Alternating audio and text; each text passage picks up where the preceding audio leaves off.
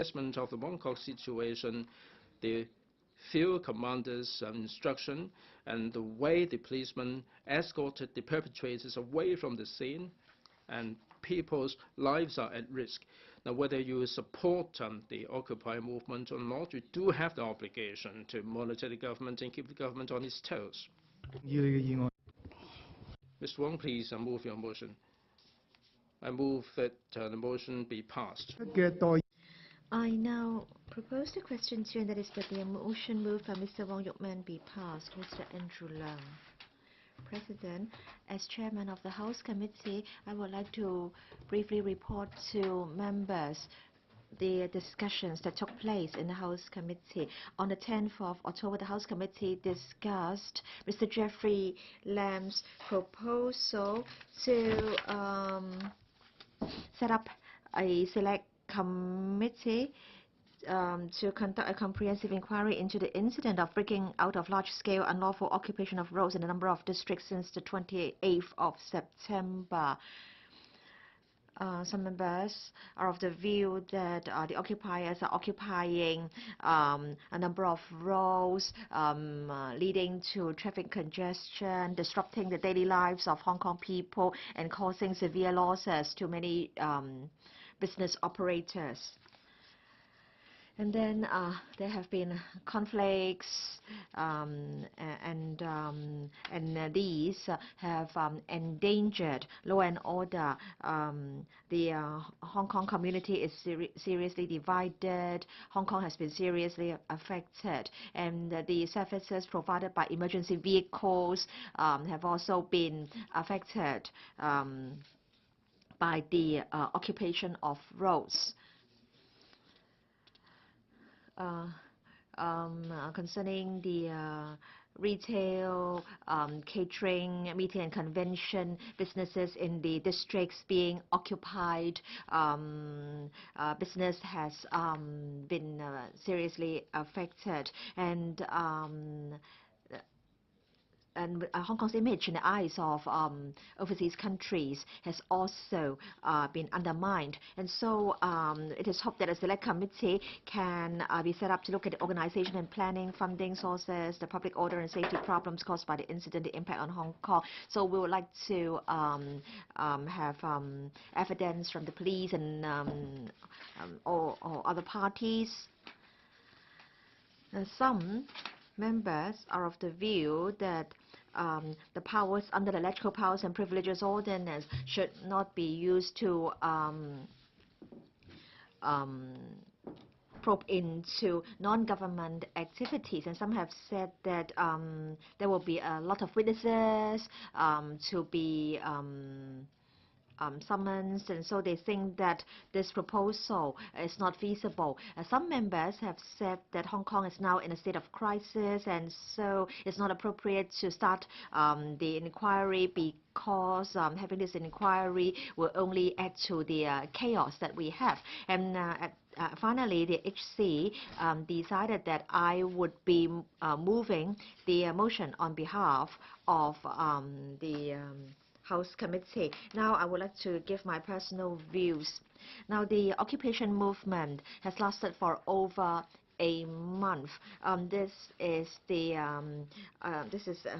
an unlawful assembly of the largest scale since 1997. LegCo has probed into SARS, the Leung Chin-man incident, and also the new airport blunder. So we have made use of such powers to investigate into matters which had a great impact on Hong Kong. And I think this present movement has an equally big impact, if not a bigger impact, on Hong Kong. In fact, every time I go past the occupied districts, I feel very worried. I can see that society is split and divided, and businesses have been suffering great losses. According to the media reports, people were asked to go to certain areas through the social media, through the internet. We used to think that when the police arrived, then the crowds would be dispersed. But then we discovered that more and more people would join, and then as a result, the roads were blocked. Even emergency vehicles could not pass unless they got the consent of the occupiers. Civil servants and the contractor staff were not allowed to go to the government offices unless with the approval of the occupiers. So in fact, the occupiers became the masters of the occupied areas, and police vehicles were not allowed in until the inspections have been carried out by the occupiers. So what sort of state are we in? And in fact, I have also read about Hong Kong people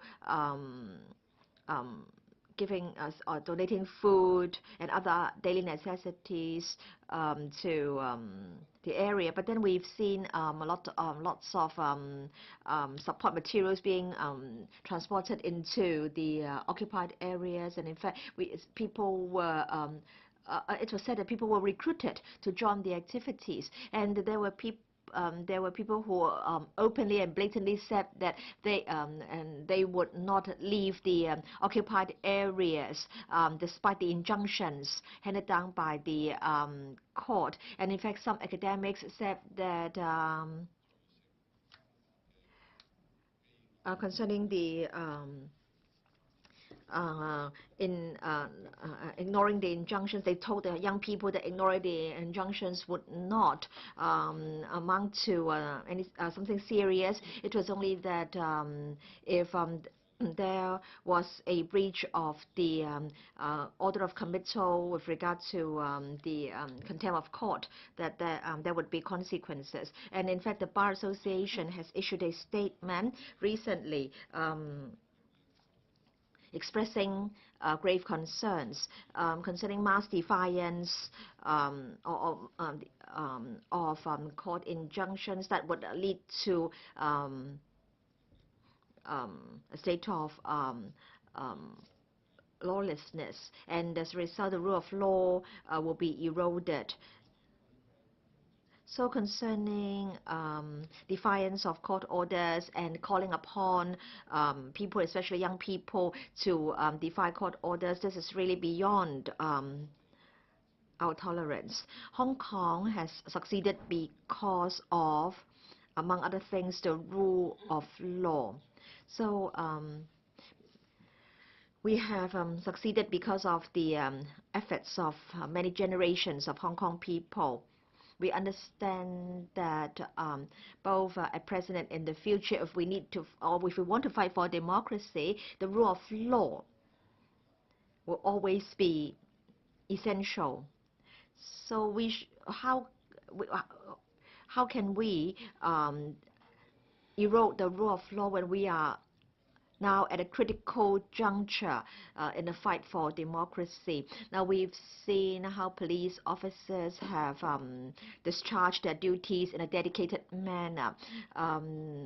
They had to, they were caught between occupiers and the anti-occupiers. Frontline police officers were caught in the middle. They tried to separate the two sides, and they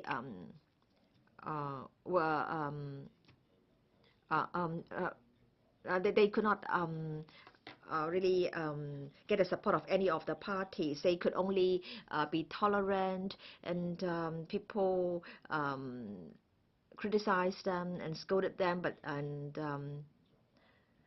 they remained rational and tolerant, but then people said that they were biased, they were not discharging their duties, they were not enforcing the law.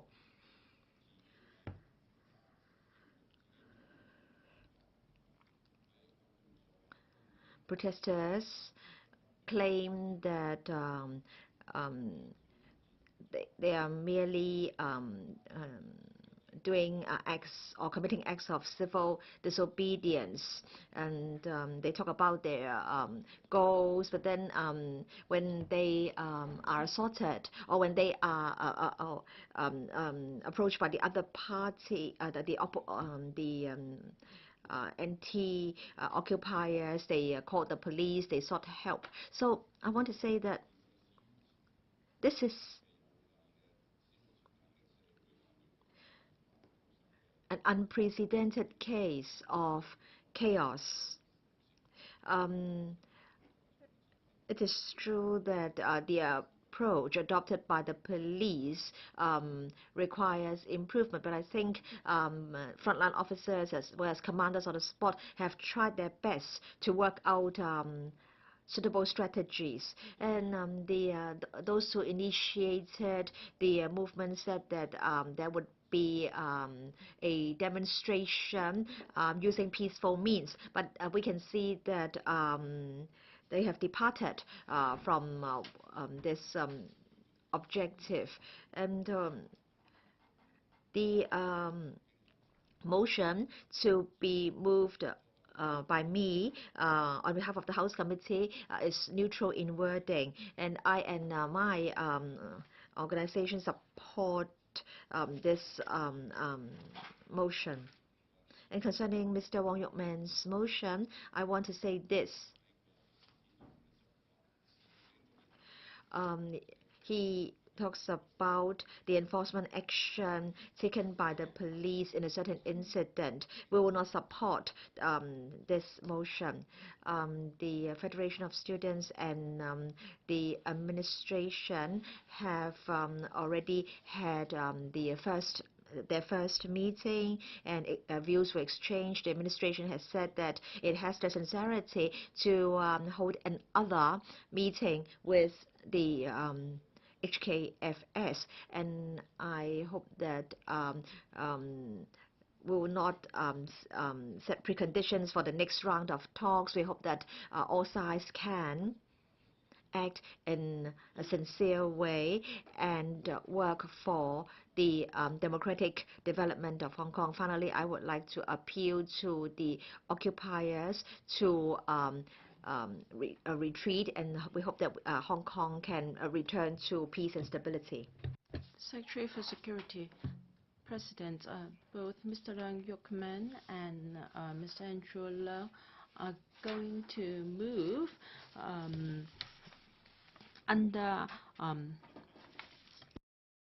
the LegCo Power and Privileges Ordinance to set up select committees to investigate into this incident. I will first speak on Mr. Wong Yuk-man's motion.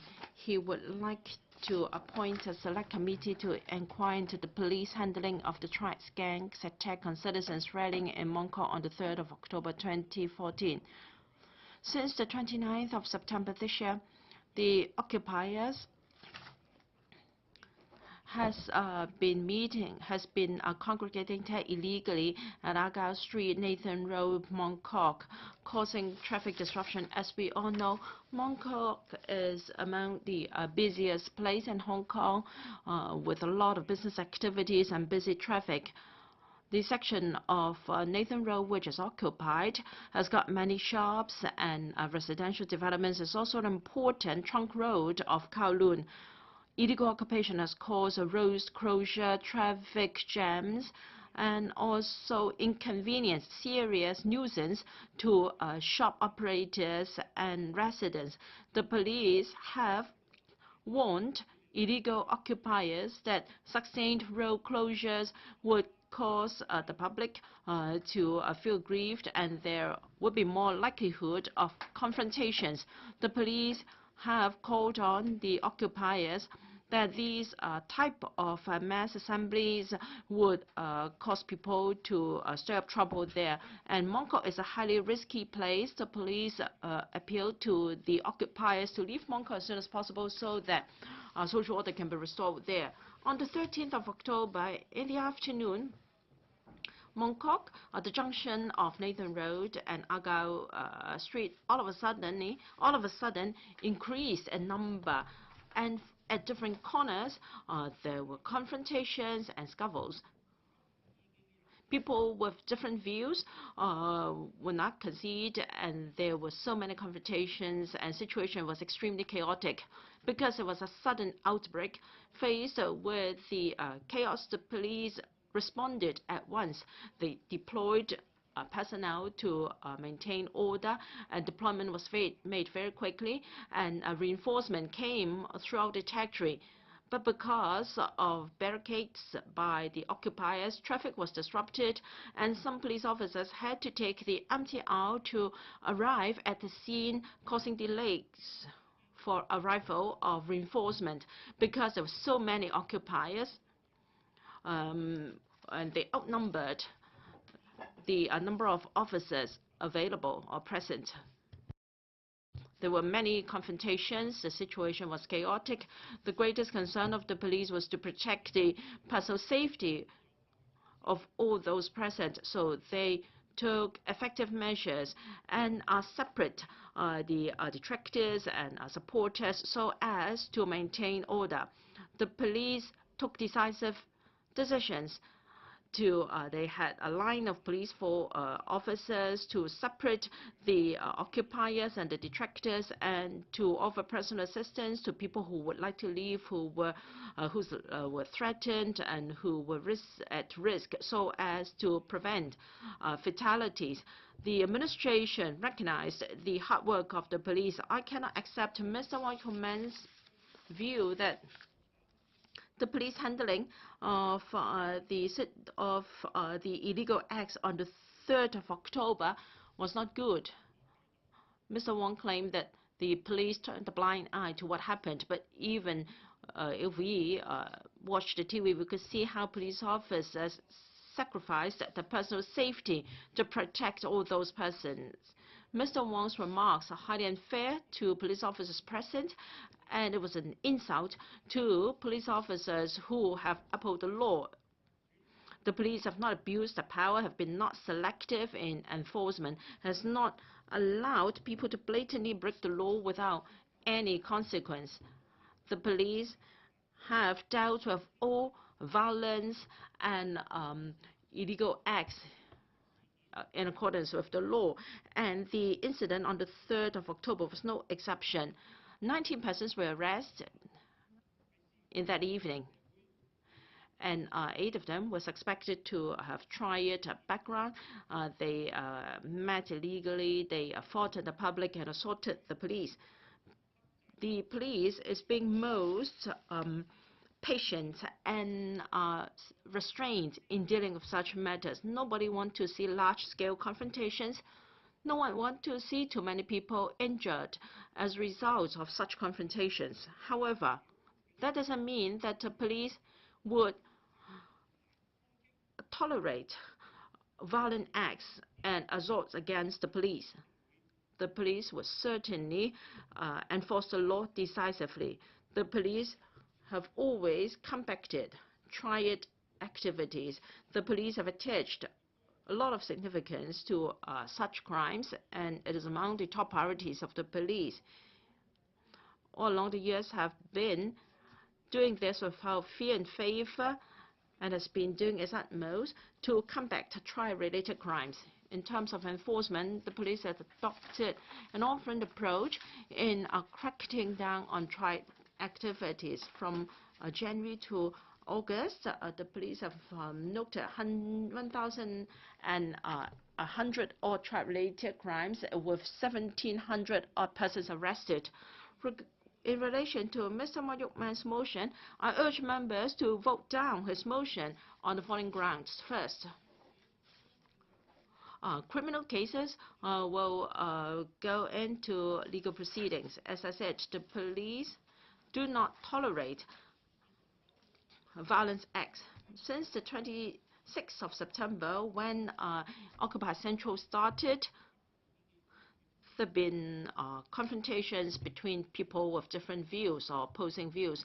The police will follow up on all illegal acts, including the confrontations in Mong Kok on the 3rd of October. And on the 27th of October, the police have arrested 119 persons associated with the illegal assemblies in Mong Kok.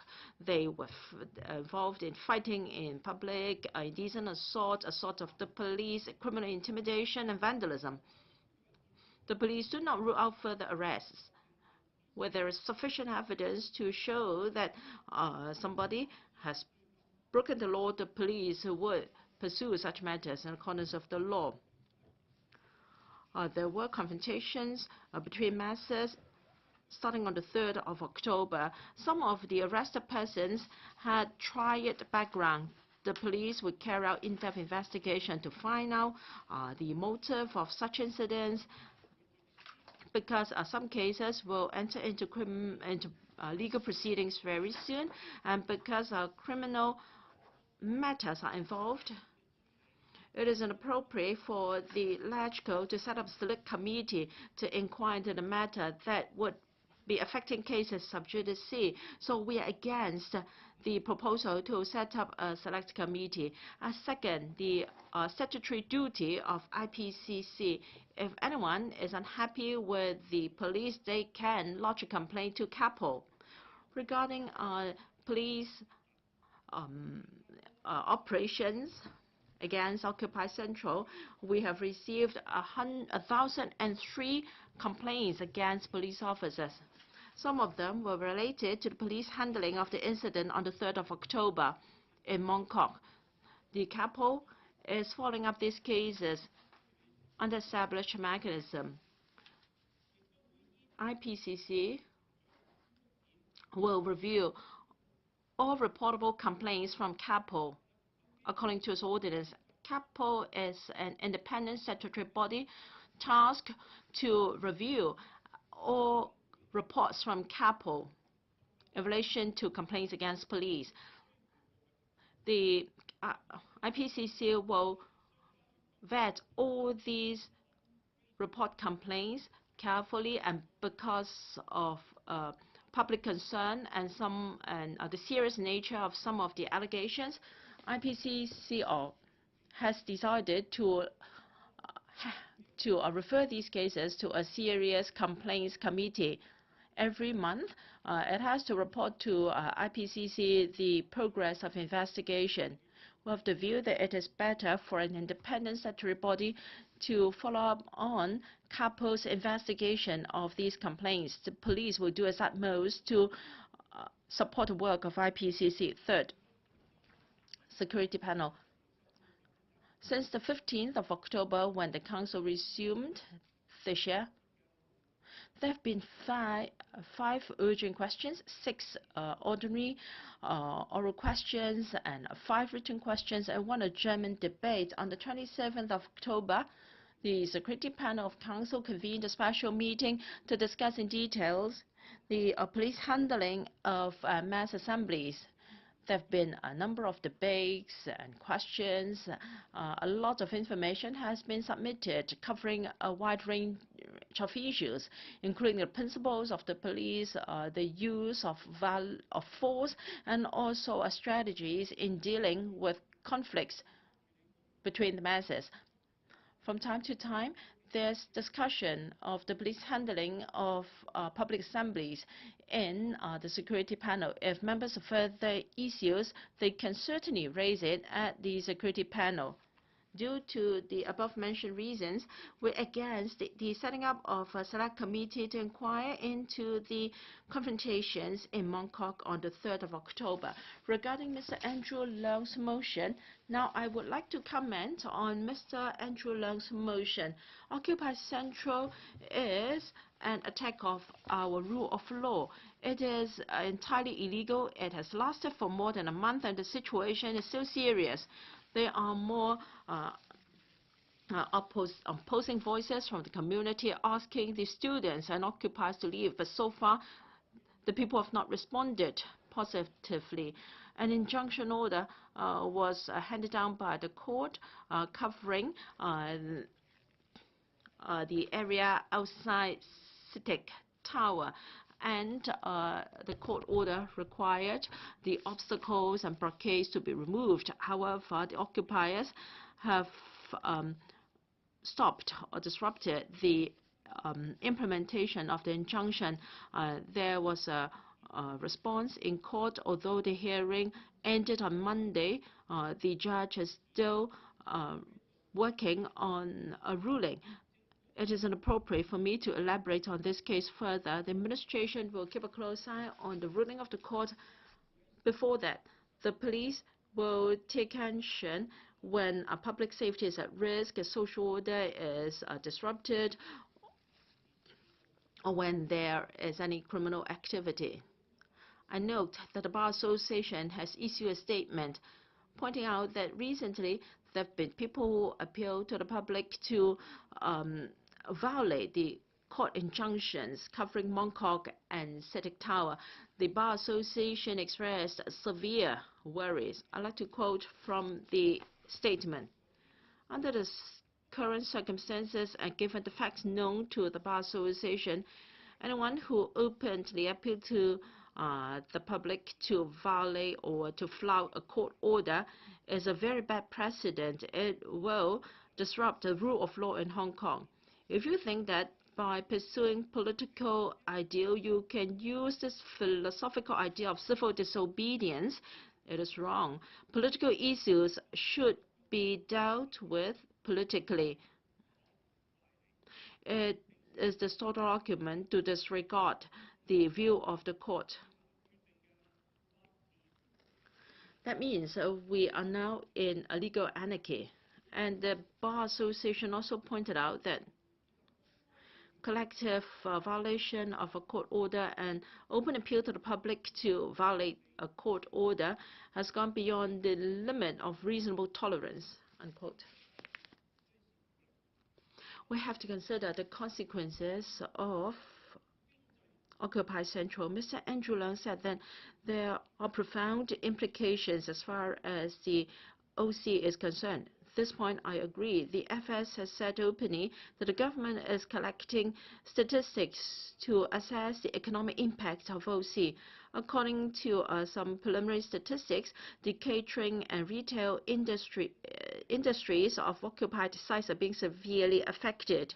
The FS said that money and economic data are not the only way to assess the success of Hong Kong. However, we have to consider the livelihood and the viability of small retailers, the rice bowls of employees, and the welfare of tens of thousands of families in Hong Kong, and we should not take such things lightly.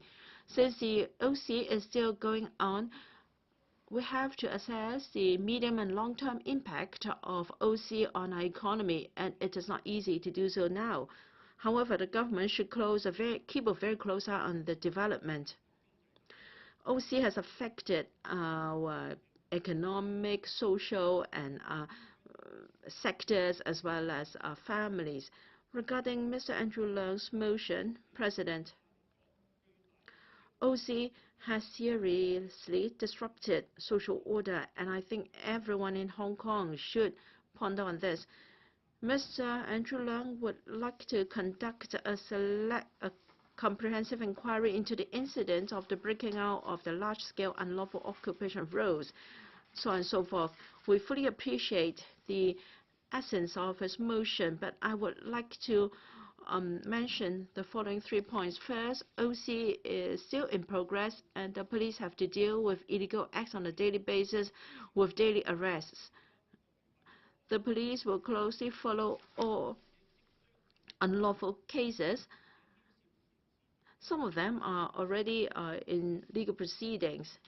If we set up a select committee in the council now to consider the police handling of public order and safety, this may be affect sub judice cases. Secondly, OC has impacts on various aspects of Hong Kong. The economic impact will only be clearer when we have more data available.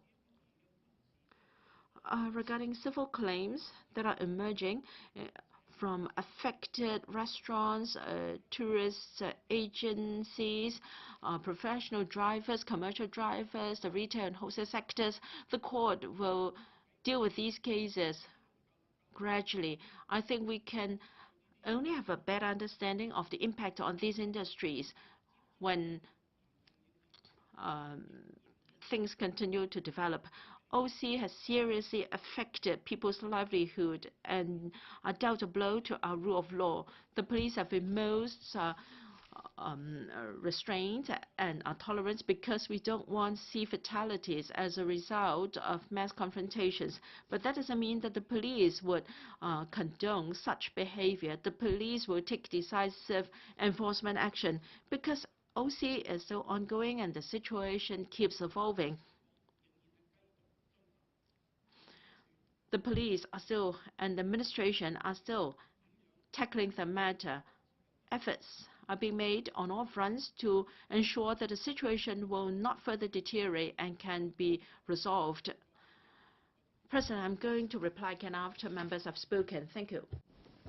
Mr. Wong Kwok-hing, President, I speak in support of Mr. Andrew Leung's motion and against Mr. Wong Yuk-man's motion. The reason I am against Mr. Wong's motion is because he has a conflict of roles. He is leading people to break the law. He is shooting his mouth off. And it is like a bandit shouting for the bandit to be arrested. As far as the frontline policemen, they have been working flat out day and night in a committed way to maintain law and order. I pay a particular tribute to them myself. In the first half of August, 1.5 million people signed the petition in opposition to Occupy Central movement and in defense of universal suffrage. The police resolutely enforced the law, and a couple of days ago, the second round of signature campaign collected more than 1 billion signatures in just a couple of days. And this is a clear indication of the mainstream voices in Hong Kong. And this is an outpouring of support for the police. And the signature campaign will end on the 2nd of November. I urge those who haven't signed the petition to take advantage of the last couple of days to sign the petition online and on the street to express their views. President, since the reunification, this event is a significant political and social event. We do need to investigate, we do need to probe what happened, because with a good investigation, with the findings available, it would be conducive to Hong Kong becoming or adopting one country, two systems. On the 27th of October, Singtao Daily had an article that suggests that the whole movement is related to the US. There are 12 tricks that are mentioned, and there are other newspapers documenting the same thing. The second and the eighth tricks referred to the US government and the NGOs in the US funding the hostile forces in different places for them to engage in certain activities. This event is a clear illustration of the 12 tactics being employed in Hong Kong. President, we do need to carry out a thorough investigation.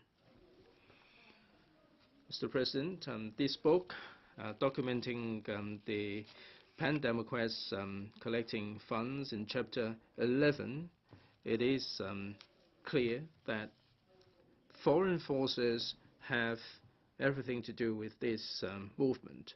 Chapter 11, the title says Reverend Zhu Youming, together with the Democratic Development Network, and I quote, Reverend Zhu collected $900,000 from Jimmy Lai, and Jimmy Lai has spent $300,000 to promote the referendum on the 22nd of June.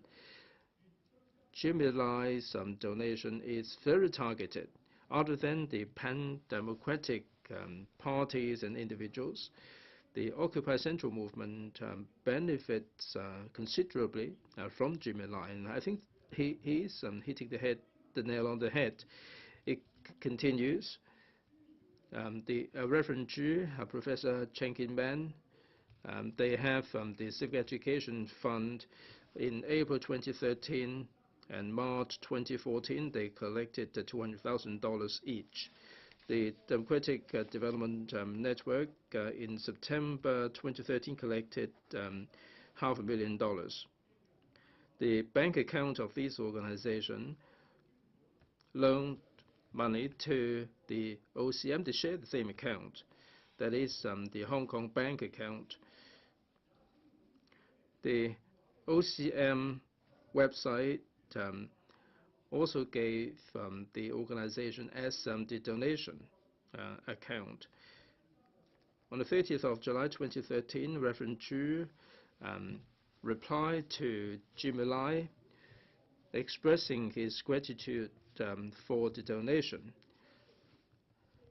And on the 1st of April 2014, Jimmy Lai wrote back to Reverend Zhu to say that this is a goodwill gesture on my part, and I'm presenting the check to you. End of quote. From this book entitled the Pan-Democrats Collection of Fund, we can see that there is so much going on behind the scene. The foreign forces are indeed acting like a black invisible hand to extend their influences. This book points out that there are funding being channeled. On 20th of July 2014,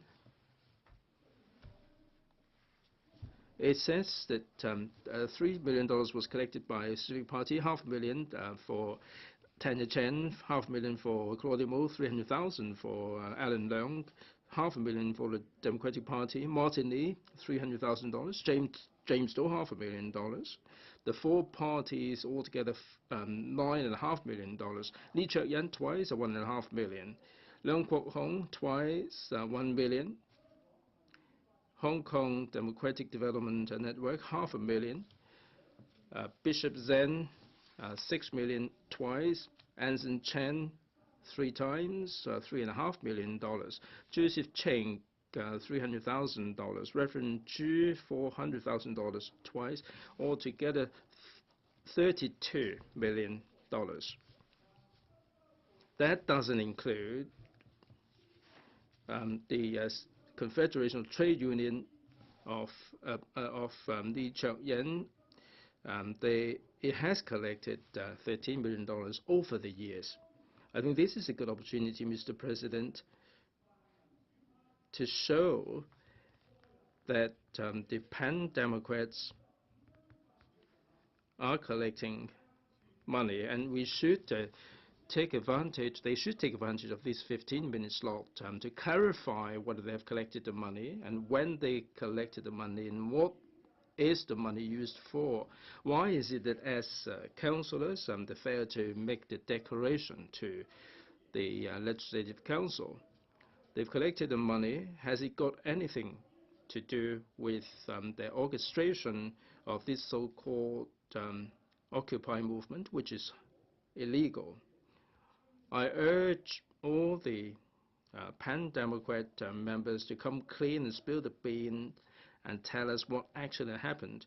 If you can convince us, and then we are happy not to support Mr. Andrew Leung's motion. We don't really need to have the select committee formed under PNP. But if you conceal the truth and fail to take full advantage of today's opportunity to come clean, then I am convinced that LegCo should discharge our social responsibility and set up this select committee to carry out a probe, so that the whole of Hong Kong would understand what really went on. I am saying this to your face, the pan-Democrats. I'm laying down the gauntlet, and I urge you to come clean and tell us everything. President, this illegal movement, the June 22nd referendum, is the crucial point.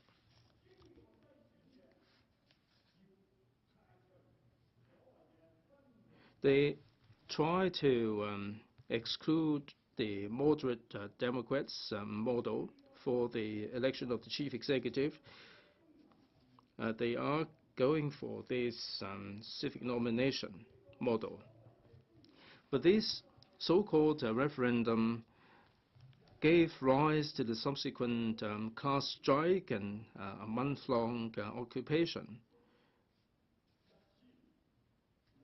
Earlier, there was a scholar who made the expose in his email. He said that this is no insignificant matter. He questioned why the donations were made anonymously. There are surveys funded by these donations that faking the results. There are 140,000 votes in this regard. President, yesterday, from the major newspapers, there were front page reports, or the inner page reports exposing the whole thing. I mean, the titles are really frightening to see.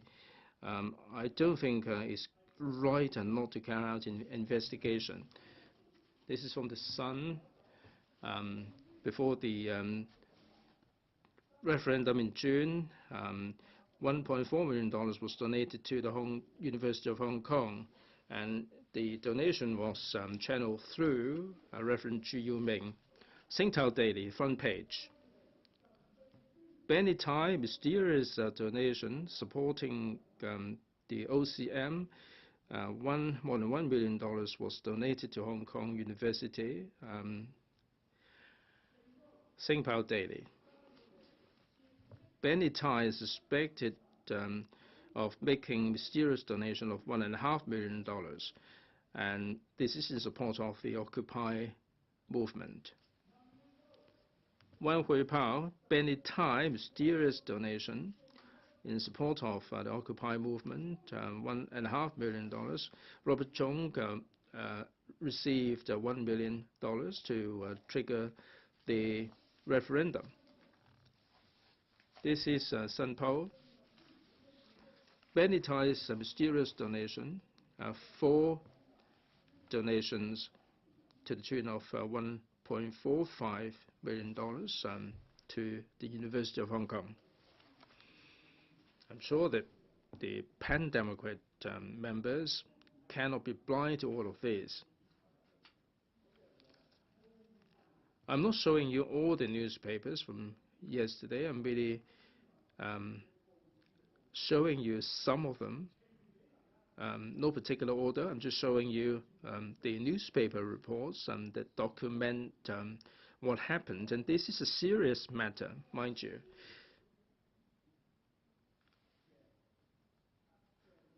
And there is a lot of mystery behind the scene.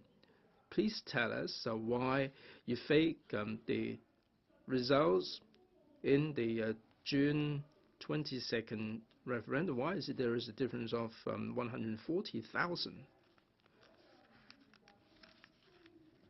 Robert Chung from HKU, why is it that the results are so far off? Why do you launch this movement that is detrimental to 7 million people on the basis of these bogus referendum results? Why is it that the Bar Association issued a statement on the 8th of October to say that we have to carry on with the discussion on the basis of the NPCSC framework? And you fail to respond to that. The Bar Association and Law Society urge people to be law-abiding, but you are encouraging more and more people to defy the court injunction order. You have to search your soul. Please come clean and tell us the answer. Finally, I urge all of those who are occupying the streets or the roads to go home and do not stay on the roads anymore. You have been bamboozled. Thank you. Mrs. Regina Yip. Thank you, President. I speak to oppose Mr. Wong Yuk-man's motion. As explained by the Secretary for Security, many of the cases are criminal in nature, and the police are investigating.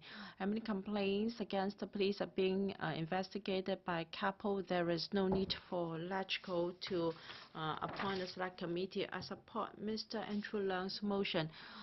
We should find out who's behind the unlawful occupation and the funding sources, and also the impacts on various aspects of Hong Kong.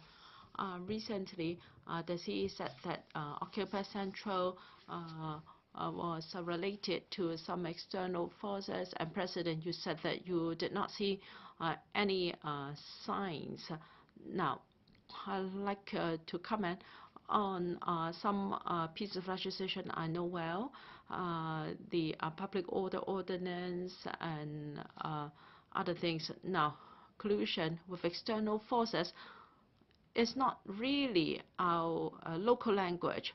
Now, influence by overseas views from overseas, or, well, it is not against the law. However, there is this provision in society's ordinance to ban local organizations to have links with overseas, including Taiwan political organizations.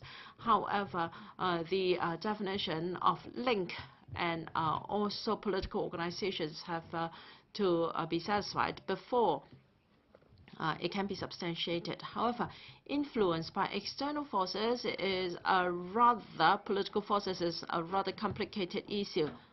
I think the police, the administration's handling of OC has a lot to be considered. First, the Occupy Central has been brewing for over a year.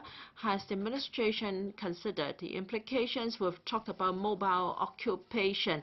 Has the administration considered the duration, and what should be the mode?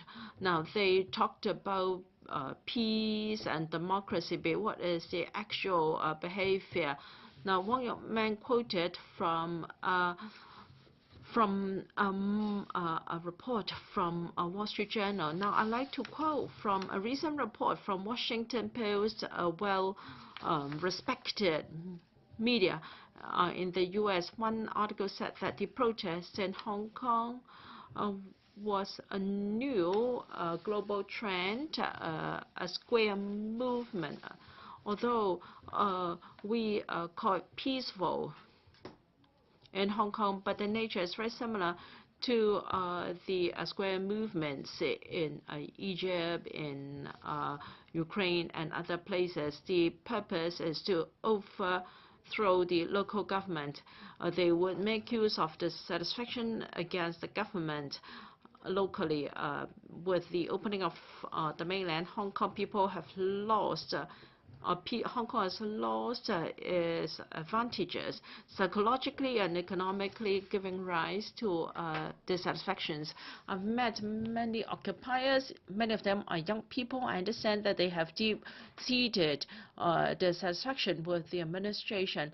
The writer said that people are using these discontent to start a movement. Hong Kong is a non-violent society. We don't have any looting, smashing of windows or glasses, but the nature is very similar to the movements very similar to the violent movements in these places. I hope that Secretary can consider this new mode of protest. I also like to quote from a scholar in the UK who said to me that in the UK they had similar situations. People would use these so-called universal values, international topics, to use specious arguments to deceive people. They're trying to localize. They like to localize such views, causing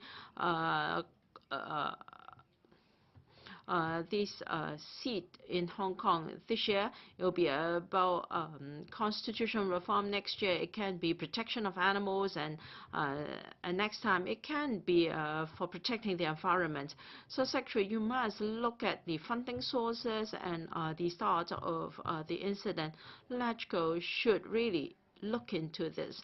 Now, whenever I go into the LegCo complex, I have been verbally abused. They say that, well, everything is out of my own volition. I bring my own water. I don't doubt that many occupiers have been moved by these very innocent students, but there are organized activities. For instance, on the 2nd of October, these photos taken by members of the public. Although you have visual impairments, I hope you can see clearly that somebody have stolen the news barriers from the police and moving them to block roads on Canton Road. Isn't it organized? And according to news reports, funding sources were from some political parties. For instance, these Asia Weekly is from the Ming Pao Group. Mr. Yan Sang-kwong told the actor that in mid-October they've already purchased food and supplies and news barriers and other things to support the movement. So this political party originally already predicted the movement. Now, if this is a political party, has it breached the society's ordinance? These scaffolding barricade, isn't it dangerous? The edges are sharp. It can be fatal. And what about this barricade? A blockade set up by water bottles, according to reports, is from the CTU. You have mobilized construction workers to sharpen the ends of bamboo poles. Now, you can clarify if you say that, according a point of order, Mrs. Regina Ip is hinting that there is ulterior motive. I think this is serious. Under ROP 45, I ask Mrs. Regina Ip to withdraw her remarks. I don't think Mrs. Regina Ip has breached ROP 40. Mrs. Ip was only quoting some news reports. Mr. Lee Cheuk-yan, you will have the opportunity to speak later, and you will have ample opportunities to refute allegations that you think that are not true. I ask you to think twice. If members are using reports to claim that members have an ulterior motive, then it is not good. I did not hear Mrs. Regina referring to any motive. I think you've made a very smart ruling. I haven't drawn any conclusions yet. I am only raising the questions, and that's why I want an investigation. Now, supplies. There's supplies centers with different supplies. Can it be done by ordinary members of the public? And regarding connection with external forces, President, you don't browse or surf the net, you don't know. On the 7th of October, at the stage of Admiralty, Mr. Yuk-man, a supporter of independence in Taiwan, a lecturer from Pik-wan University of Taiwan. He came to talk about the enlightenment of the sunflower movement on the umbrella movement in Hong Kong. You should really investigate. Many organizers of the sunflower movement have come to Hong Kong. They have exchanges on training, and I think we should tell the public, is it really external, on these external forces? They might not be in breach of the law, but what is the impact on local occupiers? I think we ought to know. And I know that many pan-democratic political parties are involved. This is a fact. I have clarified with our LegCo secretariat whether many protesters have stayed up for the night in this complex. And according to Mr. Chen, our SG said that up to 300 protesters. I asked how could that be, and then the SG said that, well, he has no choice. He is an employee here unless the Electoral Commission changes the rule. And he said that in Miss Sit Ho's room, over 40-50 protesters stayed for the night. So political parties are actively involved. And in these occupied sites, a lot of political parties are involved. A week or so ago, Mr. Tam Tak-chi from People's Power appeared in Mong Kok. Mr. Lau Kam-hong from People's Power again, and street workers also. All political parties are involved, and students decided to shelve the referendum in the square, and Mr. Andrew Leung, a member of this council, was also there. So we'd like to know whether the Civic Party is one of the organizers of the movement. I have no conclusion here. And also mobilization on the net. President, you said that you could see no such influence. Of course, you don't have time to surf the net. Netizens are young people. There are a lot of organizations. There are comments on the internet that the government has gone back on its work and C.Y. Leung should step down, and negative reputation or image of the police. Netizens are smeared police, and also information on how to charge the police, and also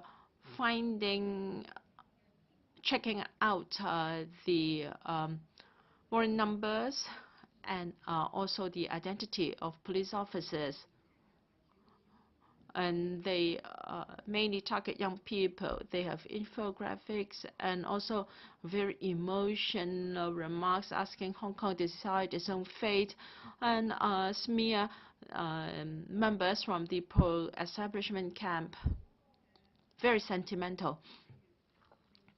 And they've also got information, for instance, a map for this revolution, listing the locations of toilets and supplies and resource centers, so on and so forth.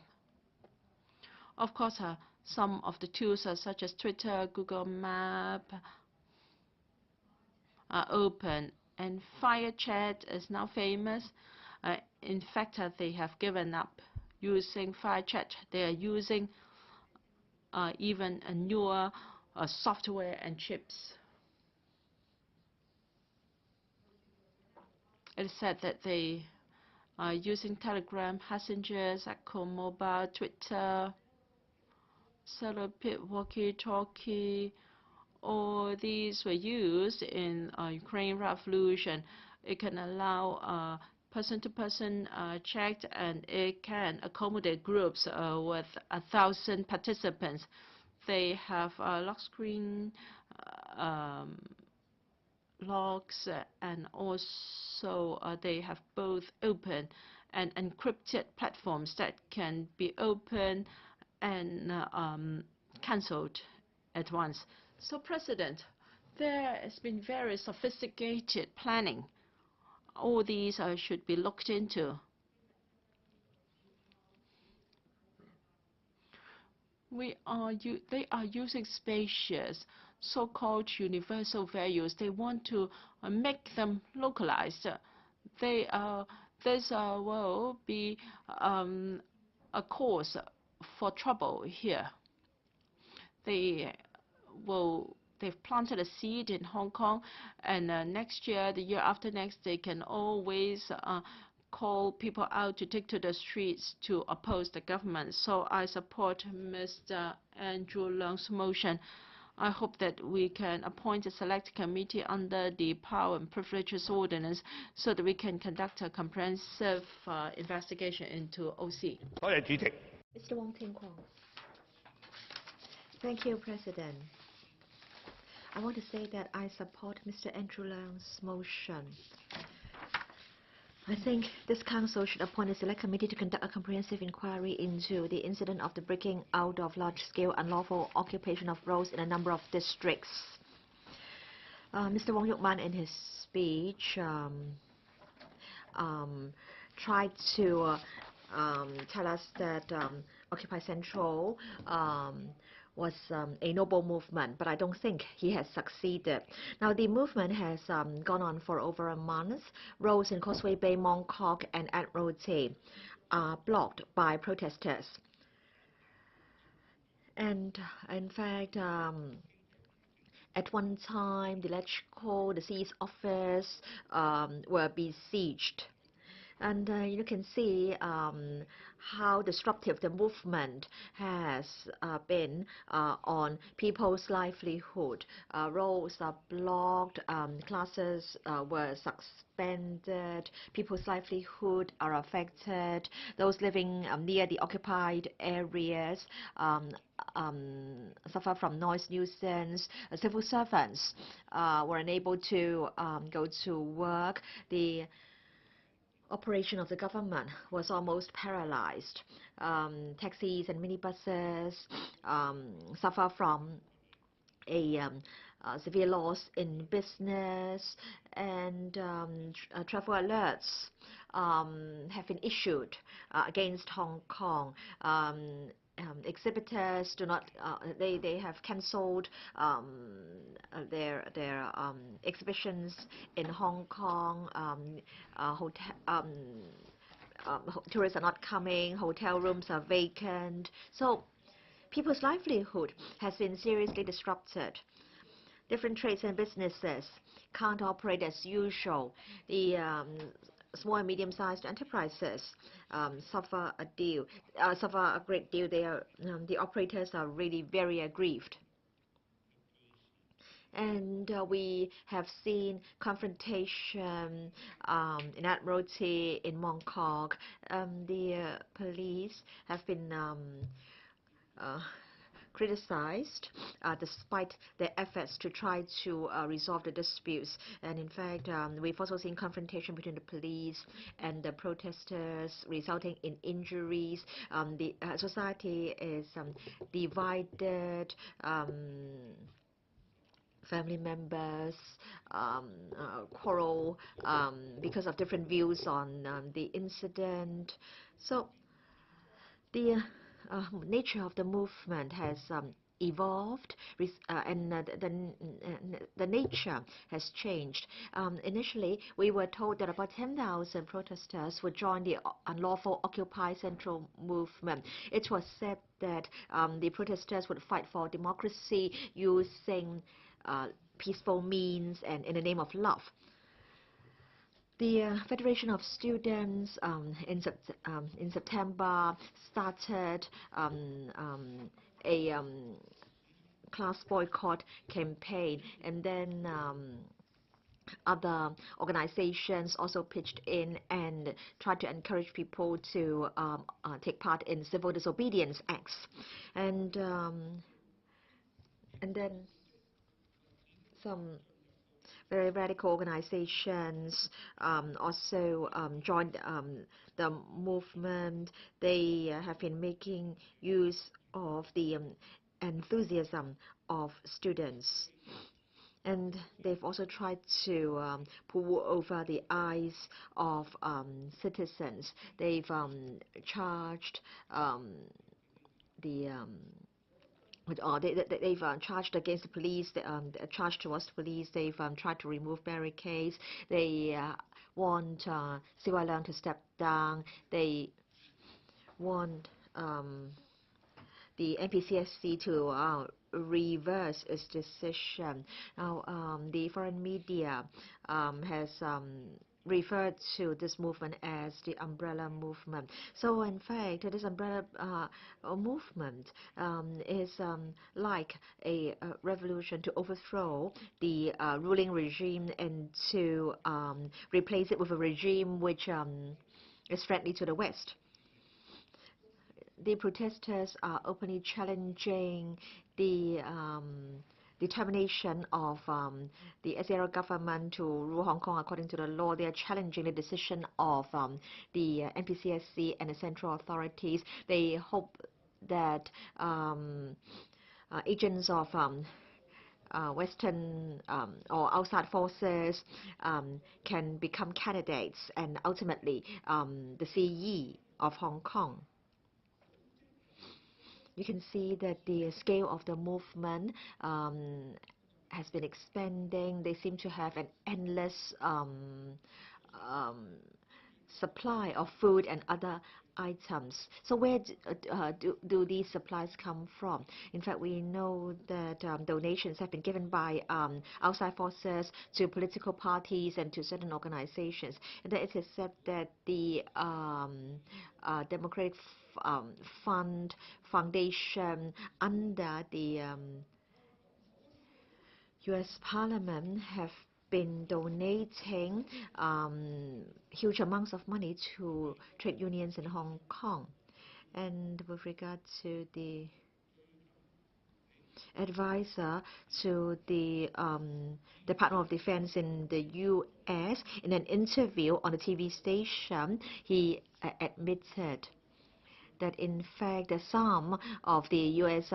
Agents in Hong Kong were involved in the movement, and huge amounts of funding have been provided by this foundation or fund to support such movements. So it is reasonable to believe that in fact there are foreign funds supporting or behind the umbrella movement. There are outside forces or external forces which would like to interfere in the SAR in order to deal a blow to the central authorities. And then there are those in opposition camps who are dear to the Western forces, and they have also been joining hands with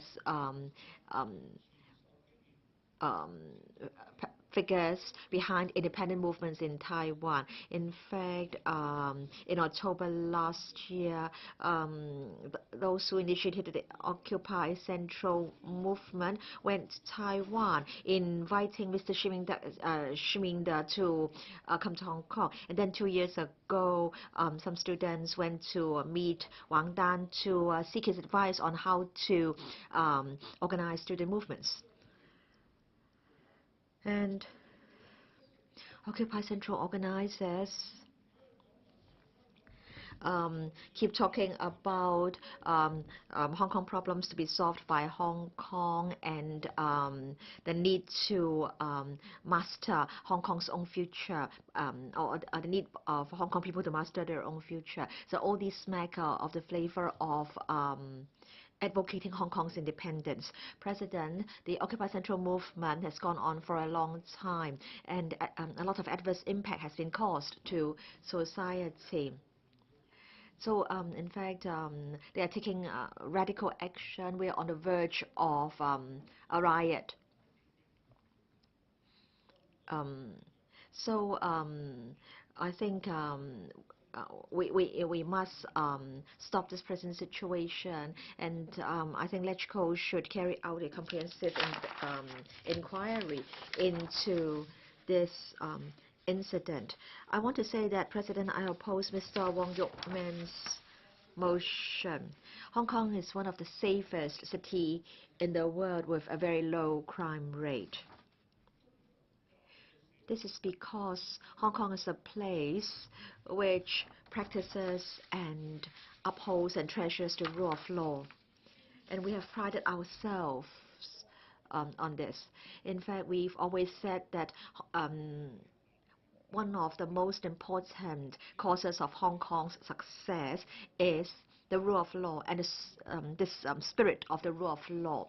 This spirit has instilled confidence in Hong Kong among the international community. This is also the cornerstone of Hong Kong's continued success. But then, recently, Hong Kong has changed.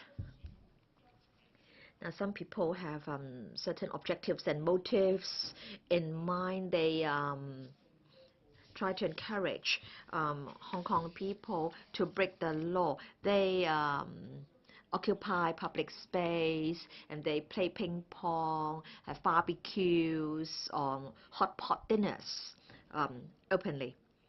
They remove barricades, or they even commit illegal connections concerning water and electricity supply. So how can we continue to tolerate such acts on the part of the protesters? And they've also got legal advice from people who claim to be legal experts that they need not observe the law, they need not obey the courts. And police officers who are responsible for maintaining law and order are now or have now been put on the opposite side of people who break the law. They have been sandwiched between the occupiers and the anti-occupiers. Police officers for over the past month had to work very hard. They had to work long hours, and they have been criticized by lawbreakers. I think these lawbreakers are deliberately trying to dampen the morale of the police. In fact, we've seen on the internet that police officers are trying to settle disputes, but then they are strongly criticized by the protesters. And then one police officer was trying to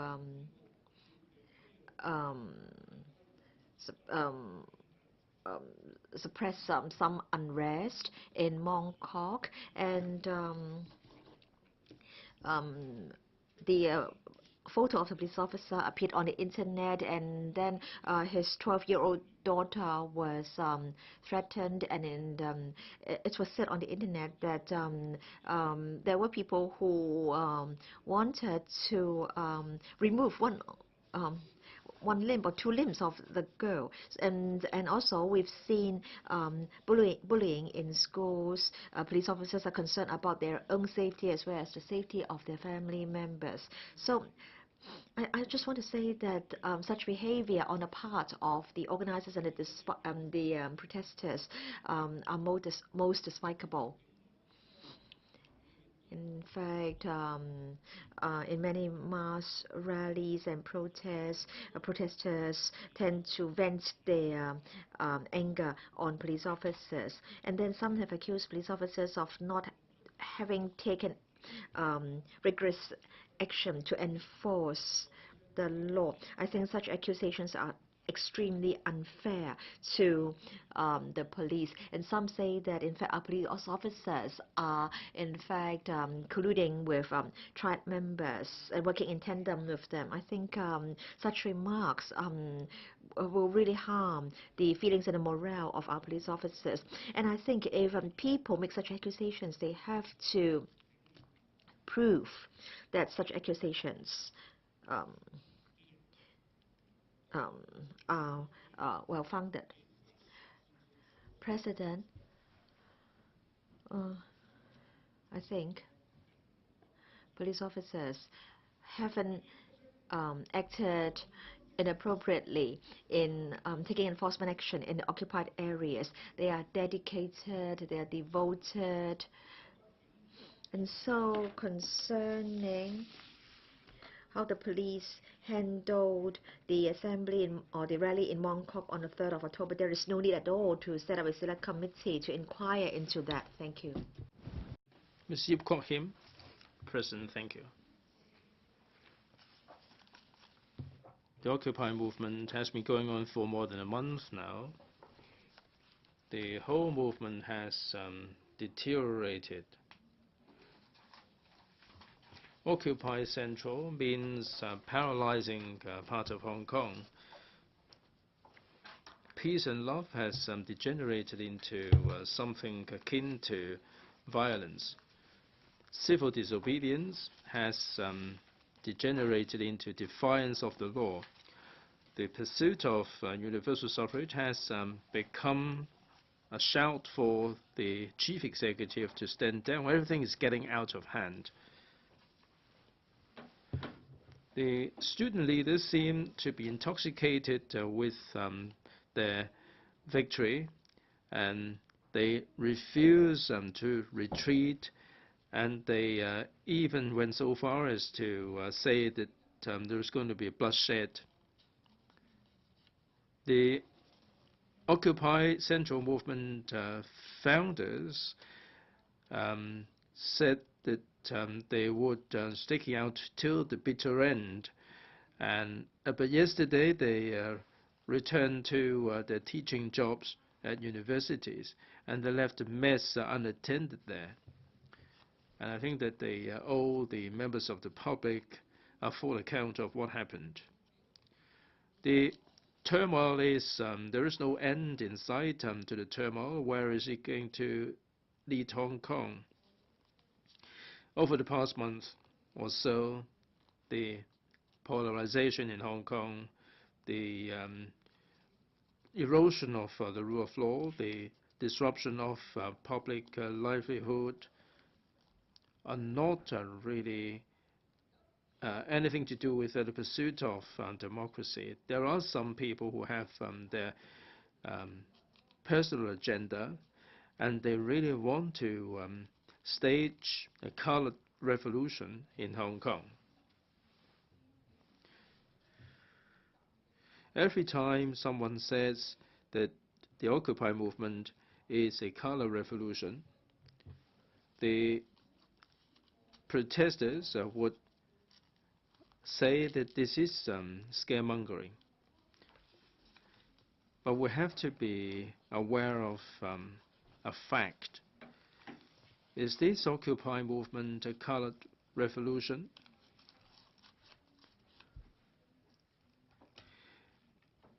It is not. It doesn't hinge on the protesters themselves. It hinges on the people orchestrating the whole thing behind the scene. The Occupy Central Movement co-founders emphasized that this is an organic, spontaneous movement. But from the way they mobilize, from the way they organize, and from the way they fund the whole movement, we do have reason to believe that there are some people, some individuals, some organizations that are pulling the strings behind the scene. They are funding the movement. The OCM co-founders or the students themselves, they are merely pawns put in the front. It is the black hand behind the scene that is manipulating the situation. The Occupy movement started on the 28th of September. It is rumored that there is this interlude that I'd like to share with members. Now, what is this interlude? It was said that in the churches in Causeway Bay, Wan Chai, received a phone call from an American counterpart for them to open these churches to let the protesters to take shelter in. There are some churches that play along, but some rejected the idea. The next morning, on the 29th of September, the churches that played along received these church organizers from America that asked about the number of people that used the facilities to facilitate the delivery of food. And subsequently, there were truckloads and truckloads of lunch boxes and food supplies, and they were delivered to all these different churches. How truthful is this rumor? Remains to be investigated. But the information that we get from the web can testify that there is no smoke without fire. The Facebook of the Student Union of the Chinese University of Hong Kong posted a notice after the start of the Occupy movement, in which the churches' addresses and names were posted. It is said that the students could take a rest in these churches to collect food or to receive emergency aid or first aid and so on. And when the Methodist in Wan Chai and in Causeway Bay, the Christian church and Pik-wan, there is also another church and that is named there in the posting. The list goes on, and I don't really want to bore members with all the minute details here. For humanitarian reasons, these churches are offering assistance to the protesters. I think it makes sense. But what is mysterious is that they are working in concert. Someone seems to be coordinating behind the scene.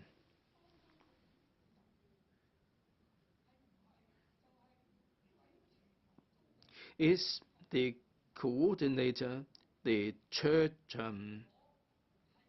person, the church personality from with a U.S. background?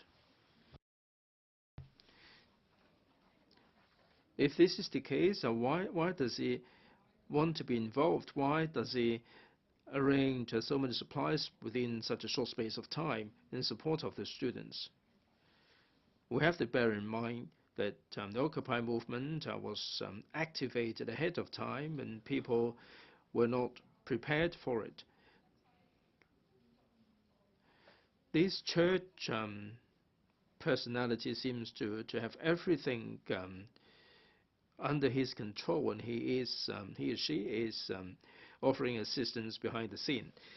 As a matter of fact, the three occupied areas, we saw similar things, Mong Kok, Causeway Bay, and Admiralty every single day.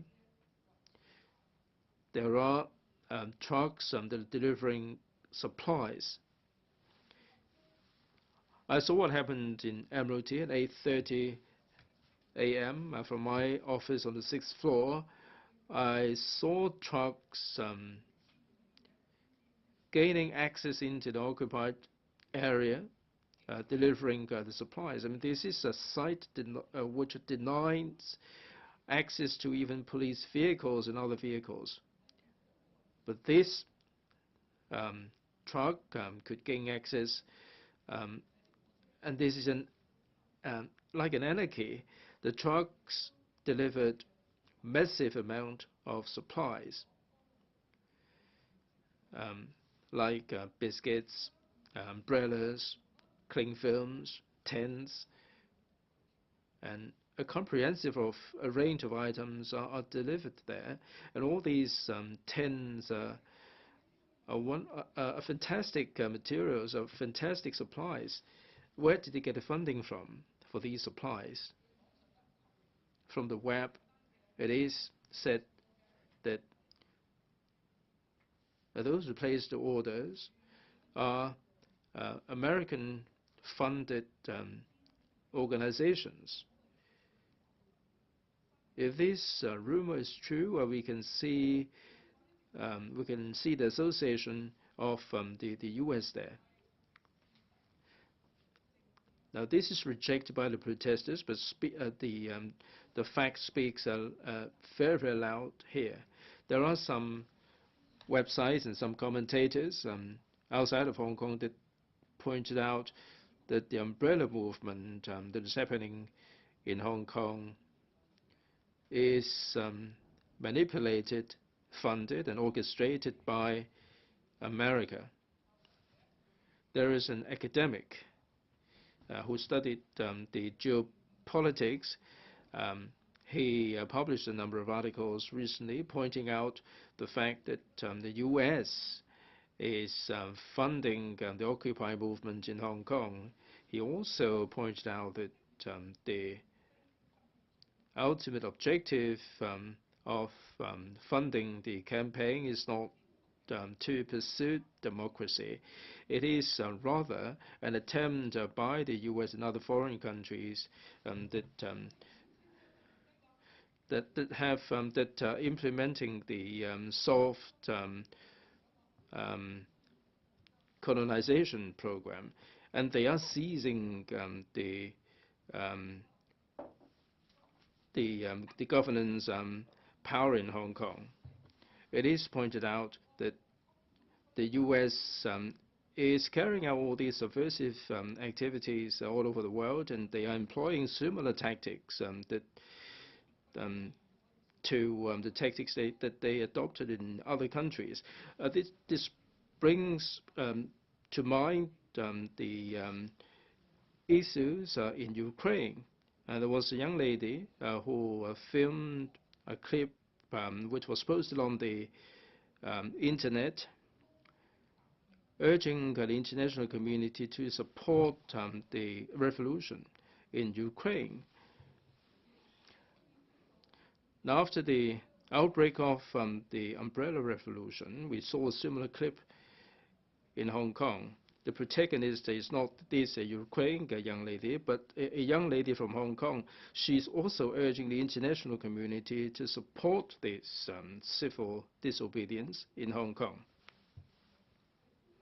If we analyze the situation in depth, we can see that there is every hallmark of a color revolution that is associated with the umbrella movement in Hong Kong.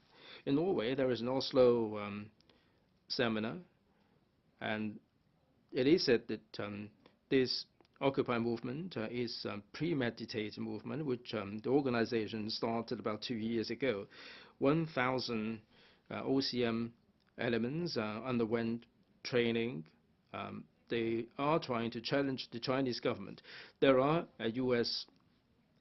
Political scientists who said that certain co-founders, Audrey Yu and Benny Tai, did attend the NED events under the State Council. They attended all these seminars and activities. Jim Lai, Bishop Zen, Martin Lee, Chen Kim-man, and Joshua Wong maintained pretty good relationship with the U.S. and they underwent some training there. It is said that the U.S. Influences has extended to Hong Kong, and they would turn Hong Kong into a subversive base. If all these are true, then the Occupy movement is not simply a democratic movement, it is a color revolution. And they are trying to seize the governance power in Hong Kong in order to trigger social turmoil in the mainland of China. And they're being subversive, and as a result of the umbrella revolution, the Western powers led by the U.S. Gave prominent coverage on Hong Kong.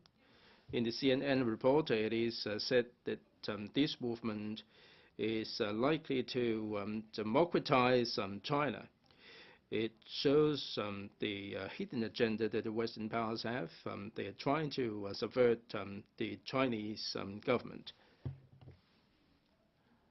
I am not going to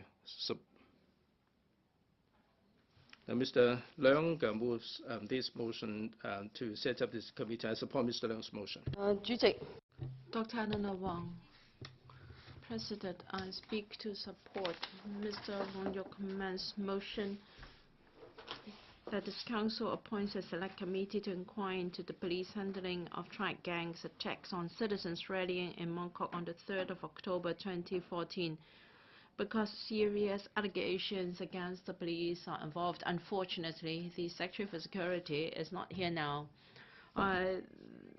These allegations are about possible collusion between the police and triad elements, because from TV screens we could see that there was insufficient policeman power on site. And then anti-occupiers attacked the rally in Mong Kok. There was insufficient police strength and reinforcement came very late, and there were accusations that police officers turned a blind eye to violent acts against occupiers, and they were trying to use violence to clear the sites, while protesters tried very hard to catch those elements. They were released by the police, giving rise to a lot of discontent. So we support the appointment of a select committee under the Power and Privilege Ordinance in Ordinance to look into these accusations to see whether they are true or not. The Secretary of Security said that these incidents were under investigation by the police, and secondly, complaints against police officers should most be appropriately dealt with by CAPO for follow-up investigations.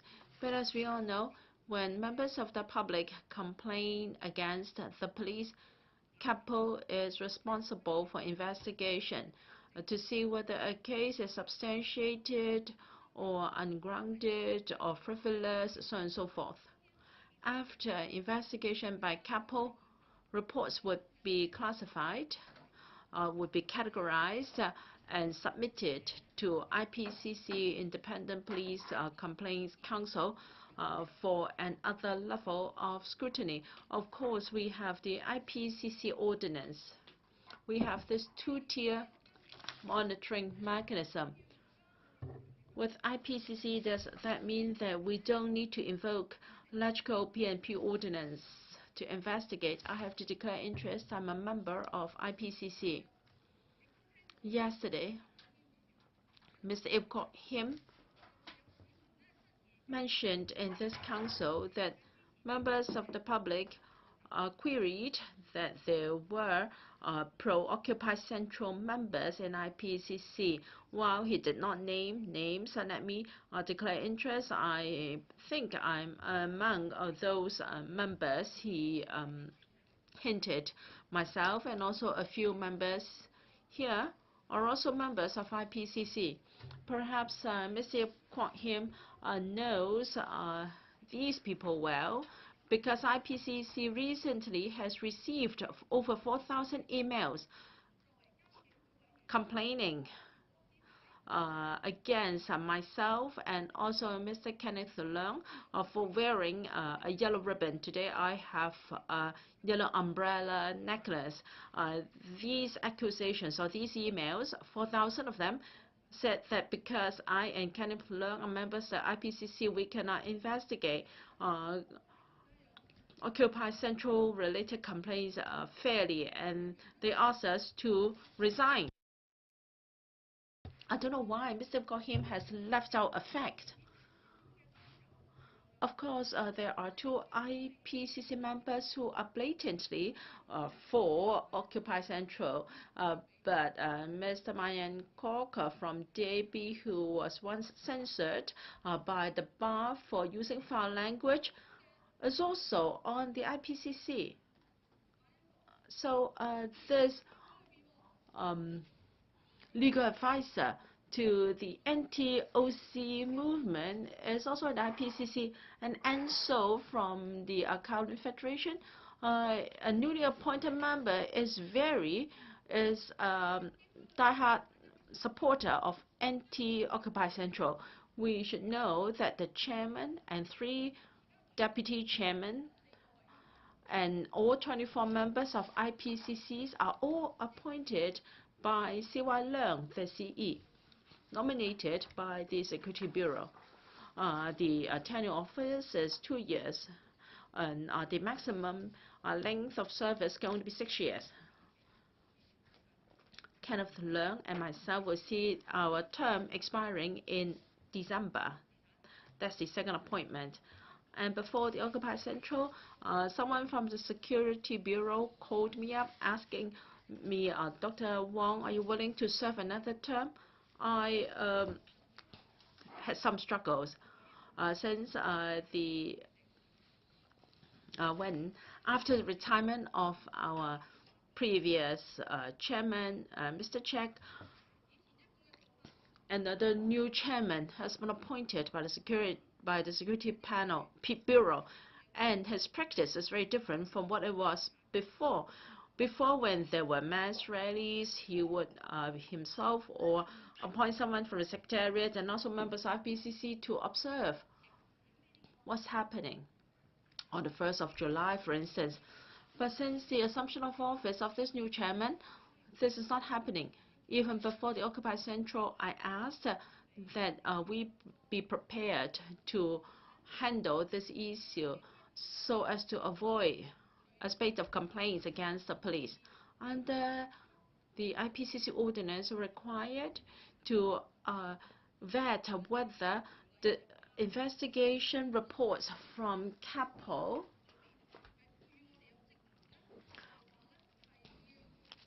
were required under Section 8(1)(c) to look into possible inadequacies or shortcomings of police conduct in mass rallies.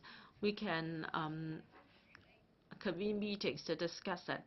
I've asked the chairman to convene special meetings to discuss how we should handle possible complaints against the police in Occupy Central movement, and to see how we can prevent such happenings.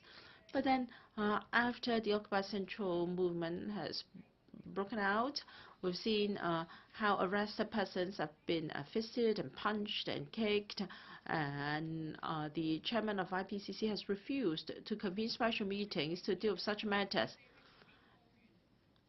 And yet somebody has mobilized anti-protest or anti-occupied people to send emails to IPCC saying that it is not fair because pro-OC members such as Hon Wong and Kenneth Leung are in IPCC.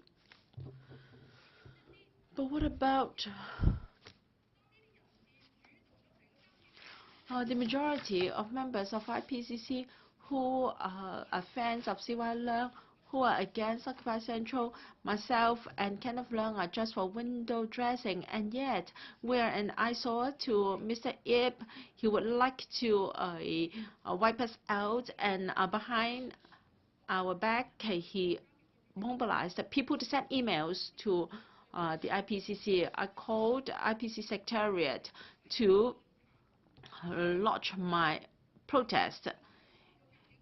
If you're going to set up a committee to investigate into the conduct of IPCC members, it is against the ordinance, because the roles and functions of IPCC is to deal with complaints against the police, not to investigate members of IPCC. Second, when IPCC send emails to its members, it is impossible for the two of us to be excluded from the email list because we are not culprits or criminals. Now, I am telling the Secretary for Security that your reasons are without grounds. We've passed the IPCC ordinance. IPCC, in principle, has no investigation powers. We do not have any comprehensive investigation powers. The power rests with CAPO, and that is the police. We can only review the categorization of investigation reports by CAPO. We do not have any comprehensive investigation power. For cases we believe that are really problematic, we can ask for interviews. There is nothing in the ordinance to authorize us to carry out full investigation, and therefore the Secretary's comments and reasons are without grounds, and therefore I want to support Mr. Wong Yuk-man's motion. We must invoke our powers and privileges in LegCo to investigate the whole matter, because IPCC ordinance doesn't authorize IPCC to carry out a full investigation into the Mong Kok incident. President, I went to Mong Kok a few times. For tonight, I was there overnight talking with protesters. Many of them complained to us, not just the police handling of the incident on the 3rd of October, but also in the early morning of the 17th and the 18th of October. They told us that they didn't charge the police. Some of them were just observers or bystanders on the pavement, but they were chased and beat up by the police. Some of them were reporters. They showed me the bruises and also wounds on their backs. They told us that they hadn't charged the police at all, but they were assaulted. Why? Of course, there was a footage showed by the Secretary at the security panel, but I think it is highly fabricated because it's not true. The Secretary has selected footage to the advantage of the police or the administration. You can't even deceive primary students using that. I have very strong views about how selective the pro-establishment members have been in using this imperial sword. We have proposed to use PNP ordinance to investigate various matters of grave concern. For instance, unauthorized building works of CE, the licensing issue of HKTV, and the accused corruption or acceptance of bribes by CE. But it is said that there is a private contract between UGL and the CE, and it is still valid as for providing service to a private company. And the CE said that the CE had never provided any service. That aside, the contract is still valid. It is legally binding. If members from the pro-establishment camp think that this is not an issue, the highest government official in Hong Kong, the CE has received $50 million, and you have voted against the appointment of an select committee. Now, Kwok-hing quoted a number of donations to the DP. Well, we are always for a political party ordinance. And then DAP and also FTU can tell us where their tens of millions of donations received every year came from. Now, this is another journal talk about the six demons, so to speak. Now, the PNP ordinance is not for investigation into the behavior of private citizens. Now, I think the pro-establishment camp like to cheat themselves as well as the public, saying that there are external sources or forces behind this color revolution. Students have told you that this is not a color revolution. They have no intention to overturn this political power. They are not against one country, two systems. Well, they want a say in the election of their own CE. We believe that it is good to have an electronic referendum. And we had a referendum, you ignored it, and therefore people took to the streets because of the very conservative report from the NPCSC. Please don't talk about how much money the other side has received. Why don't you investigate the collusion between triad elements and supporters of blue ribbons and also the other people, because there are reports that they can pay paid a certain amount of money by removing the barricades, and the police turned a blind eye to what they were doing, and the police shook hands with them after they assaulted some journalists. Mr. Dennis Kwok. Thank you, President.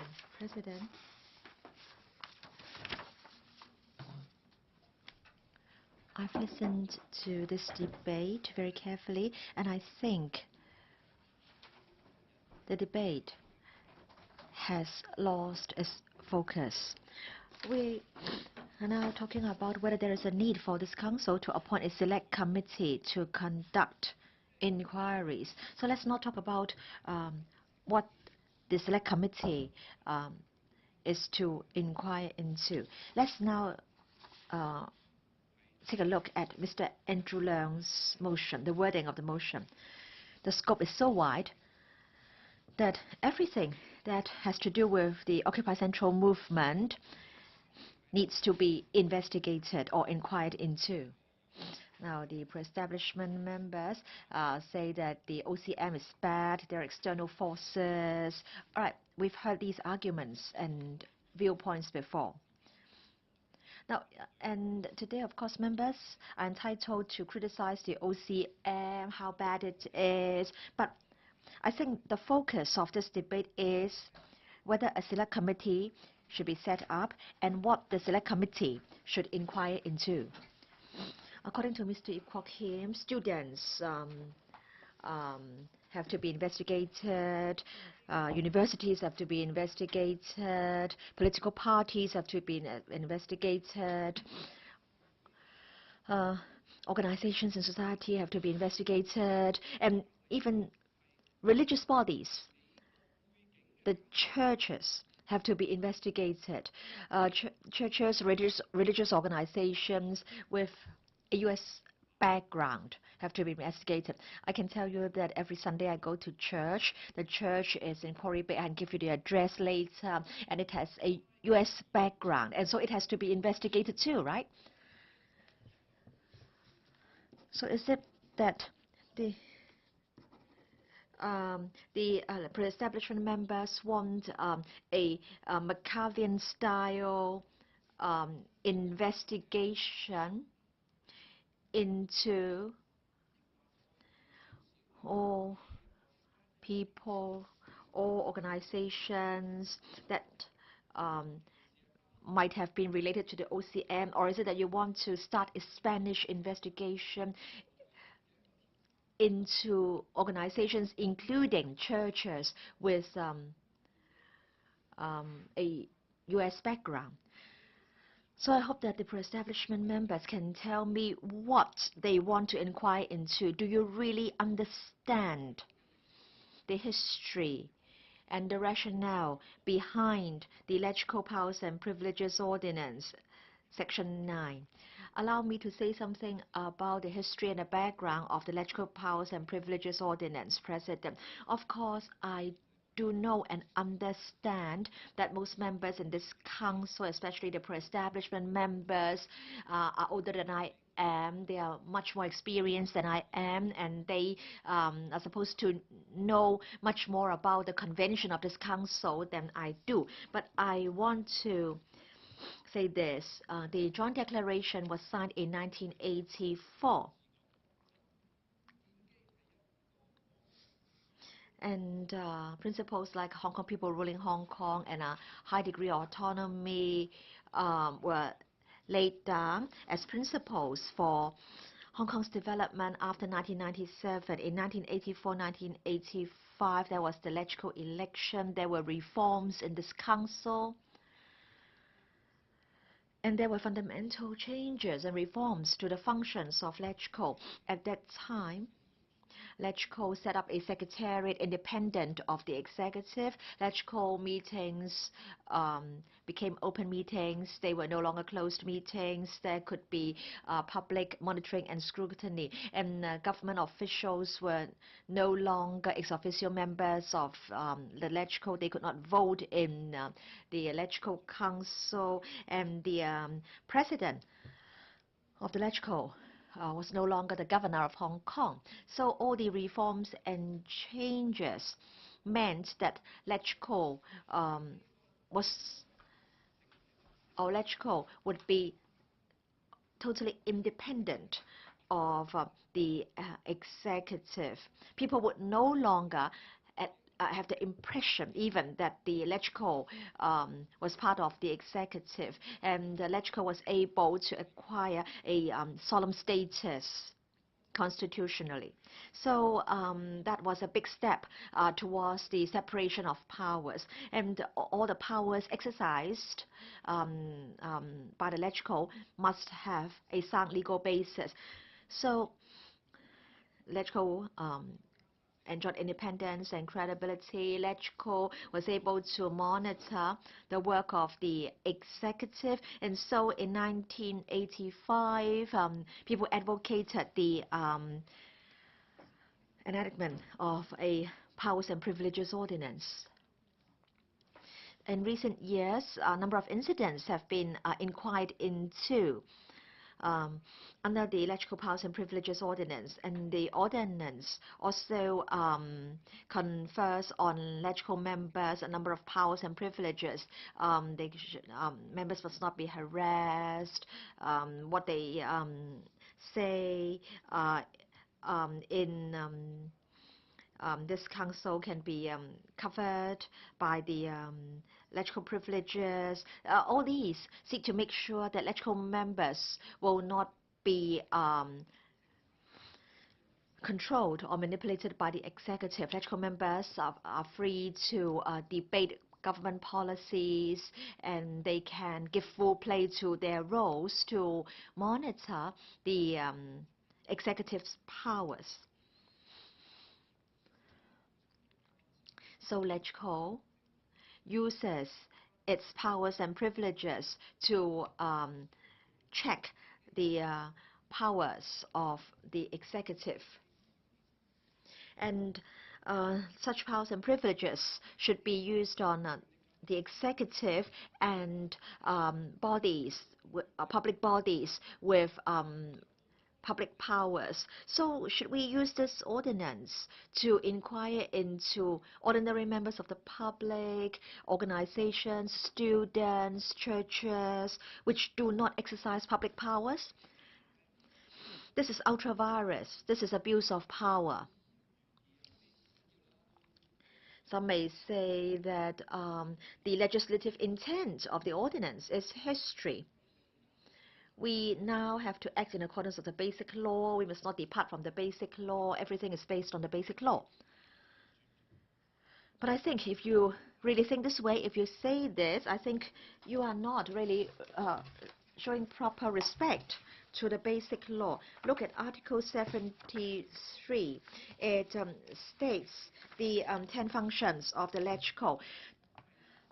To enact, amend or repeal laws, to examine and approve budgets, to approve taxation and public expenditure, to receive and debate the policy address of the CE, to raise questions on the work of the government, to debate any issue concerning public interest, to endorse the appointment and removal of the judges of the CFA and the Chief Judge of the High Court, to receive and handle complaints from Hong Kong residents, to impeach the CE, and finally to summon as required persons concerned to testify or give evidence. So, according to the basic law, LegCo's powers and functions should be applied to people and bodies exercising public powers.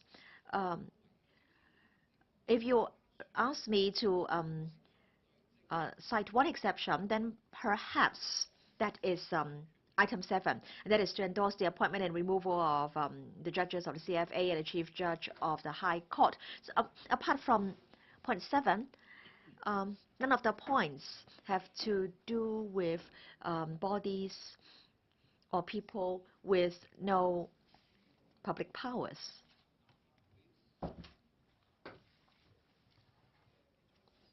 So I want to know what exactly our powers and functions are. Do members really know? So if we want to inquire into everything related to OCM, are we deviating from our powers? Now, people do lodge complaints to the complaints division, and we require the executive to give replies. We do not inquire into acts of the general public. Some members may say that in the Lehman Brothers incident, we set up a select committee to inquire into the acts of banks. But please don't forget that at that time, the HKMA, the SFC, and the executive were the targets of the inquiry. We looked at whether there was dereliction of duty on their part. We looked at whether reforms would be necessary to prevent the recurrence of a similar incident. Yes, banks were inquired into on that occasion, but banks obtain bank licenses under the banking ordinance. So they had a role to play in the incident. But then is it really reasonable for us to want to inquire into the students, the general public, religious organizations? You may say that a church has to be licensed as well. But no, academics, churches, students, they are just ordinary members of the public. These are non-government organizations. And I think if we seek to inquire into them, we are going beyond or exceeding our constitutional functions and powers. Many pro-establishment members say that the LegCo powers and privilege ordinance is an imperial sword, so to speak. So when we wanted to make use of the ordinance to conduct inquiries, that was the remark made by pro-establishment members. Now, of course, President, I'm not as well versed in Chinese history as you are, but then I've asked my assistants to probe into the history of the imperial sword. And it is said that this originated from the Western Han Dynasty.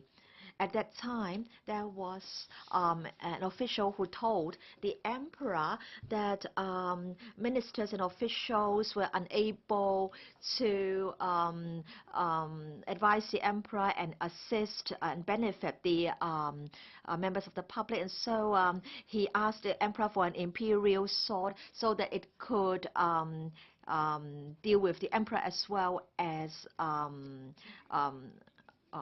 officials who harmed the public. So an imperial sword is regarded to be a sword, a tool, a weapon who can be used against the emperor as well as bad officials. And this imperial sword has never been meant for ordinary members of the public, for non-government organizations, for churches.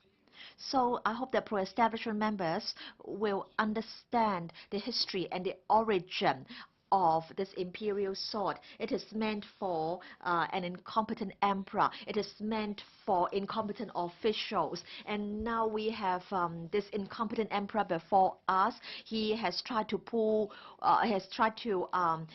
deceive the shareholders, the banks. He tried to sign an agreement with a buyer, and he got $50 million in return. And there is this incompetent emperor, this very bad emperor before us. Why is it that we are not inquiring into his acts?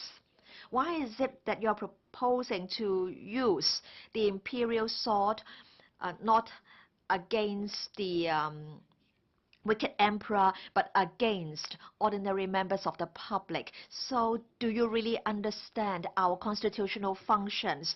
Are you acting on behalf of the public to monitor the executive? I think you are acting on behalf of the executive to monitor and check the rights by the rights of the public. And then concerning open defiance of court orders or injunctions, that I want to say that we must obey court orders whether we like them or not. This is part of the spirit of the rule of law. No one would say that court orders need not be obeyed. And then finally, I want to say that concerning this motion by Mr. Andrew Leung, it lacks a focus, and I think it must be voted down. Mr. Lee Cheuk-yan, I'm speaking on behalf of the Labour Party to support Mr. Raymond Wong's petition to investigate into the Mong Kok incident, but not into the OCM incident. I think we have degenerated into a state whereby we are debating how we are going to use the PNP ordinance. Well, this council is supposed to monitor the performance of the executive and the government. Instead, we are debating not about whether the administration has abused its powers and misused its funds. And we have actually acted like an intelligence agency for the state to inquire into a civil or non-government organization organizing a movement. So we have actually done the job of the National Security Department or Ministry, because we have heard that there are many people from the National Security Department coming to the Umbrella Square to collect intelligence. Now we are doing their job. We are trying to collect intelligence, and we are helping them with writing their report. Why have we degenerated into such a state? Just think about it. Hong Kong has always cherished this. That is our freedoms, our freedom of speech, our freedom of assembly, and our freedom of society. And under one country, two systems, we do enjoy those freedoms. And when people try to exercise those freedoms, you are trying to investigate into this civil organization. Yes, you may say that when people exercise their powers, well, they are doing so in contravention of the law. But then we have already made it clear that Occupy Central movement in itself is an act of civil disobedience, and the police can investigate into it. And all the participants and organizations are fully aware of that, and they are not trying to hide anything. So every participant of the movement is fully aware of the fact that this is an unlawful assembly. None of us is not aware of it. And in participating in an unlawful assembly, we do have laws to deal with that. Why does this council have to degenerate into such a state so that we are investigating this incident or movement? The pro-establishment camp or the entire SAL government simply would not believe that Hong Kong people are really outraged. They are very angry, and they are trying to fabricate a story. And what is this story? All right, they are trying to say that, well, this whole incident has been manipulated by external forces, and after their intervention, people try to occupy Central, so there is some external forces at play. I think this is an insult to Hong Kong people. You're insulting not just Hong Kong people, but also all the participants in the movement. In fact, you're implying that all the participants are stupid, they've been manipulated into participating in the movement. In fact, that's not true. That cannot be farther from the truth. That's a grave insult to all the participants in the movement, thinking that we have been manipulated, we have been directed to do so, but then that's not true. In fact, the entire civil society in Hong Kong is very mature, and we can all make our own judgment, and we have done so out of our love for Hong Kong. That's why we have come forward. So please do not insult us, Hong Kong people. Please do not make up the story.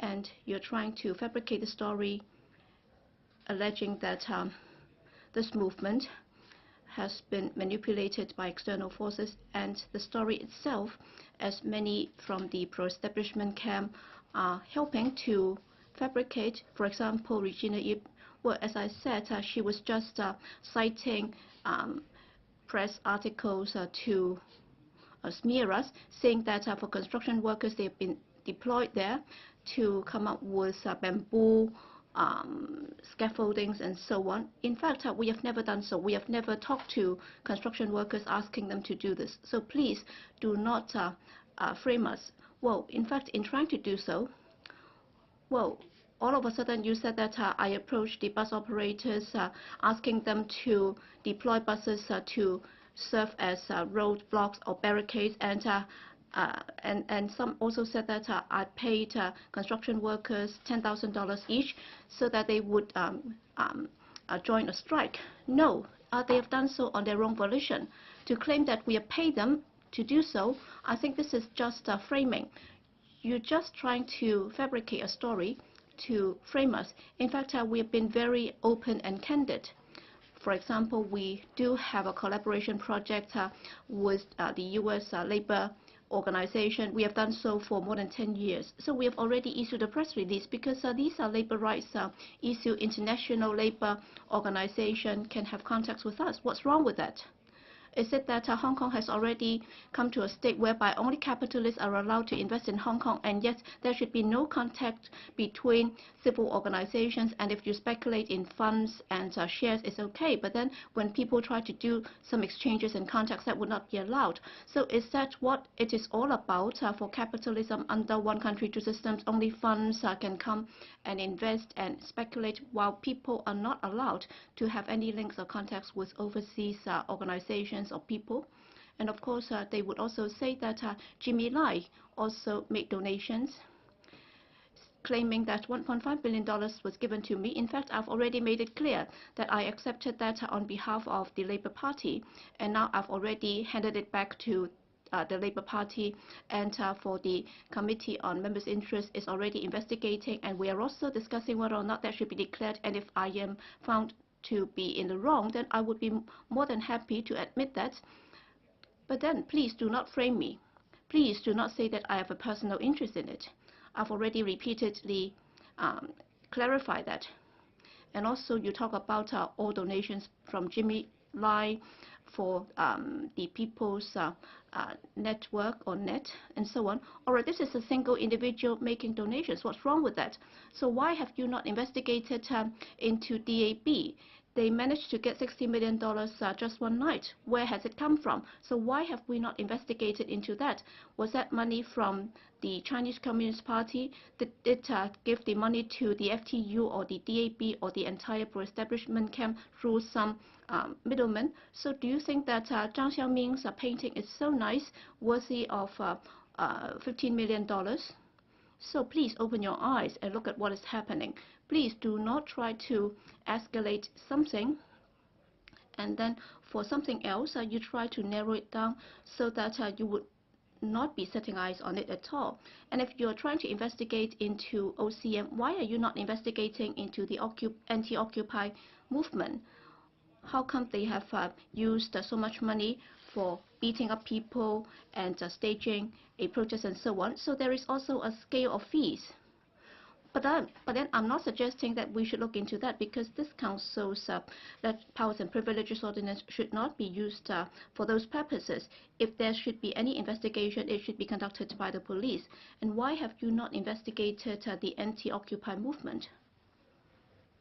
But then I genuinely hope that we would not be moving into this state whereby we are infringing the rights and freedoms of Hong Kong people. We all have the rights to speech and rights to assembly and society. If you can go to one of those protest sites, you'll see that there are many people making donations and providing supplies to those sites. We are very touched, because there are fruits, lunch boxes, eye masks, face masks, and so on. Many people are donating many things to us. So are you going to investigate into all of those? And if that is the case, then it can take you more than 10 years before you can finish the investigation, because indeed there are many such donations. But then why can't we admit this fact? This is an entirely voluntary movement. Please do not smear Hong Kong people. Please do not try to make up the stories on behalf of the Chinese Communist Party. Or if the entire OCM, if you really want to know the reason behind it, the real reason behind it, I think it's very simple. That's because of the closing of the door by the NPCSC, because it has closed 3 doors, and the nominating committee has to have more than half of its votes going to 2 or 3 candidates, and also the 4 sectors of the nominating committee must not be changed. That's the root of the cause. That's very clear. As soon as you go to the protest site, you will find out, because they want genuine universal suffrage. As you can see from the Lion Rock, you can see the banner calling for genuine universal suffrage. All right, in simple terms, we have been saying that the NPCSC should not close the doors, and the Pan-Democrats have had many meetings calling for the NPCSC not to usurp its power by closing the doors. I've repeatedly said that on many occasions the NPCSC should only confirm whether or not there is a need to amend the basic law. It should not have acted in such a manner whereby it is telling us as to how we're going to amend it. We have already warned that it should not do this. It's not that we have not said that before. We have already made it clear that if it insists on doing this, then there are bound to be Occupy Central movement. That's very fair. So please, the first thing that you will have to admit is that that's the decision by the NPCSC to close all doors that has prompted people to come out. Why Hong Kong people are so angry? That's because it's our autonomy, it's our political rights, which have been denied, and nothing is left for us. That's why people are angry. And the second reason why they have to come forward, that's because of C.Y. Leung and all his acts. Honestly, if it had not been for C.Y. Leung and the police committing all those acts, for example, Joshua Wong was detained for 46 hours, then people would not have come out. And then for no reason at all, the square was closed, people were not allowed in. That's why they took to the streets, and they occupied the streets, and after firing of tear gas, people came back again. And then they were prepared to brace themselves the tear gas. That's because with regard to the acts of the government, they were very angry, and we really want to have genuine change. And if you ask the protesters out there, they really want to have a real change in Hong Kong. They want real democracy. But then what about C.Y. Leung? He insists on using specious arguments, trying to incite people, and all of a sudden he talk about well, people earning less than $14,000 should not be qualified to have the vote, and if they have the votes, and if they are able to make the nominations, then it will be a big problem for Hong Kong, and Hong Kong will be skewed towards these poor people. So you have admit, in other words, you admit that the current system is skewed towards the rich and powerful, because you have the functional constituencies in this council. That's why you're skewed towards the rich and powerful. That's why we have to support real democracy. Thank you, C.Y. Leung, for explaining to us why we have to fight for democracy. That's because the policy is skewed and slanted. And also, you're looking down upon those earning less than $14,000. Is it that they have not contributed to our society at all? And you've also enraged the religious sector and the sports sector, claiming that they have made no contribution at all. And if you want to investigate, indeed, there needs to be no investigation because people are indeed very outraged. Why Hong Kong people are not able to enjoy their basic rights? Why do they have to have their basic rights deprived? So please understand this. Please do not distort everything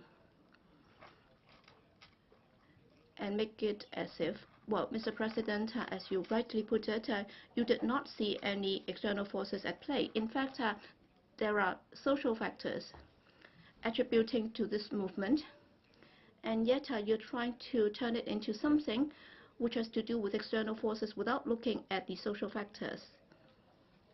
So you're misleading the entire Hong Kong community and also the Chinese Communist Party. You're telling them that this is not about social conflict, it's about interference from external forces. In fact, political problems should be resolved politically, and if you want to resolve them politically, then you will have to deal with the NPCSC decision which closes all doors. And if this is not done, then the problems cannot be resolved. The conflicts will continue to be there because people just want to have the right to elect and the right to be elected. These are very basic rights which have been promised us under the Basic Law. These are our rights under the Basic Law, and the United Nations has also made it clear that the existing system, the existing proposal, would mean that the right to be elected would be subject to unreasonable restrictions. That's why we should have a system to ensure that our right to be elected would not be restricted unreasonably. This is all Hong Kong people are asking for. Please do not call it a color. Please do not smear it and call it a color revolution. Nobody is trying to overturn the government. All we are trying to get is our basic right. That is the right to universal suffrage. It's as simple as that. In fact, all the debates today on invoking the PNP ordinance has distorted the whole matter. We'd like to get back to the root of this problem. This is a social problem, and Hong Kong people would like to have a basic right so that we have genuine democracy, so that we can return the power to the people. Thank you. The Honorable Ronnie Tong, President. I have been here for just over 10 years. Throughout this period, I have insisted that we should make use of our powers here in the Council in order to serve the public. But then we haven't really exercised enough powers under our Powers and Privileges Ordinance in order to speak out for the public by conducting investigation into major events. Mr. President, recently Mr. C.Y. Leung secretly accepted a big sum of money, and then we refused to investigate into it. And then I cannot imagine, Mr. President, that I have to stand up here in order to object to the use of the PMP ordinance. President, I'm speaking against the use of the PMP ordinance, not because I have a different view about using the PMP ordinance, but because the distortion in this Council is beyond redemption.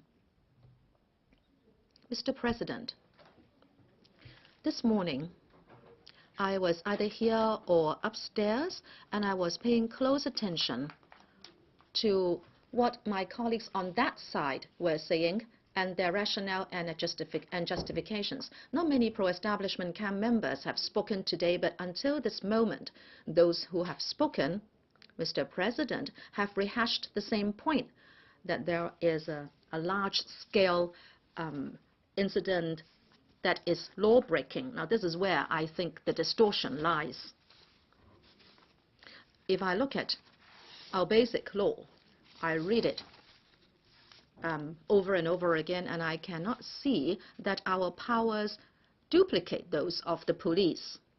If you look at our laws, there are many pieces of law in Hong Kong that state very clearly that in Hong Kong, no organizations can make use of powers that duplicate with those of the police. The Public Order Ordinance is one such piece of law. Mr. President, yes, the Occupy Central movement is something so major in Hong Kong that I can say that this is the most serious challenge we are facing in our history. But the question is not about the Occupy movement, but the development of democracy which is behind the movement. On this controversy, we are not only faced with the democratic development of Hong Kong, but in fact, how we can preserve the rule of law in Hong Kong, how our society would not be further divided and torn apart so that we can have a unity in society. We can discuss all those. We can debate them. But if we were to investigate into the public exercising their basic rights, now I don't think we should ever overstep that line. Mr. President, it's very simple. The Occupy movement has only two possibilities. One, that people break the law, they break the criminal code. Two, that they did not break the law. There is nothing in between. There can be no middle ground. If people commit a criminal offense, should the council investigate into it? If we do, what will be the consequences?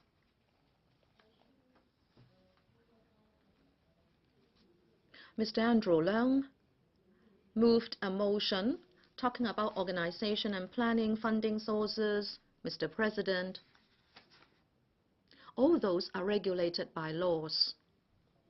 Mr. President, I'd like to remind you of Section 5 of the Public Order Ordinance. This is an existing law. Any organizations, if they organize or train people in order to make use of violence, in order to publicize any political objective or make people believe that they do so, then they break the law. In other words, if someone is of the view that the Occupy movement is organized, that it has an intention or objective to break the law, then it's up to the police to investigate. If the Legislative Council uses its powers to do a parallel investigation, then what will be the consequence, Mr. President? Number one, first of all, of course, we will be affecting the investigation by the police. But what is more important is that there will be a direct impact on the decision of the police to prosecute, or the decision to prosecute by the Department of Justice. We should not do these lightly, because if I remember, Article 27 of the Basic Law is very clear.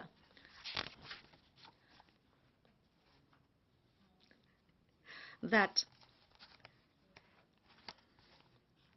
the decision to prosecute will not be influenced by the words or deeds of any persons. Sorry, it is not Article 27, rather.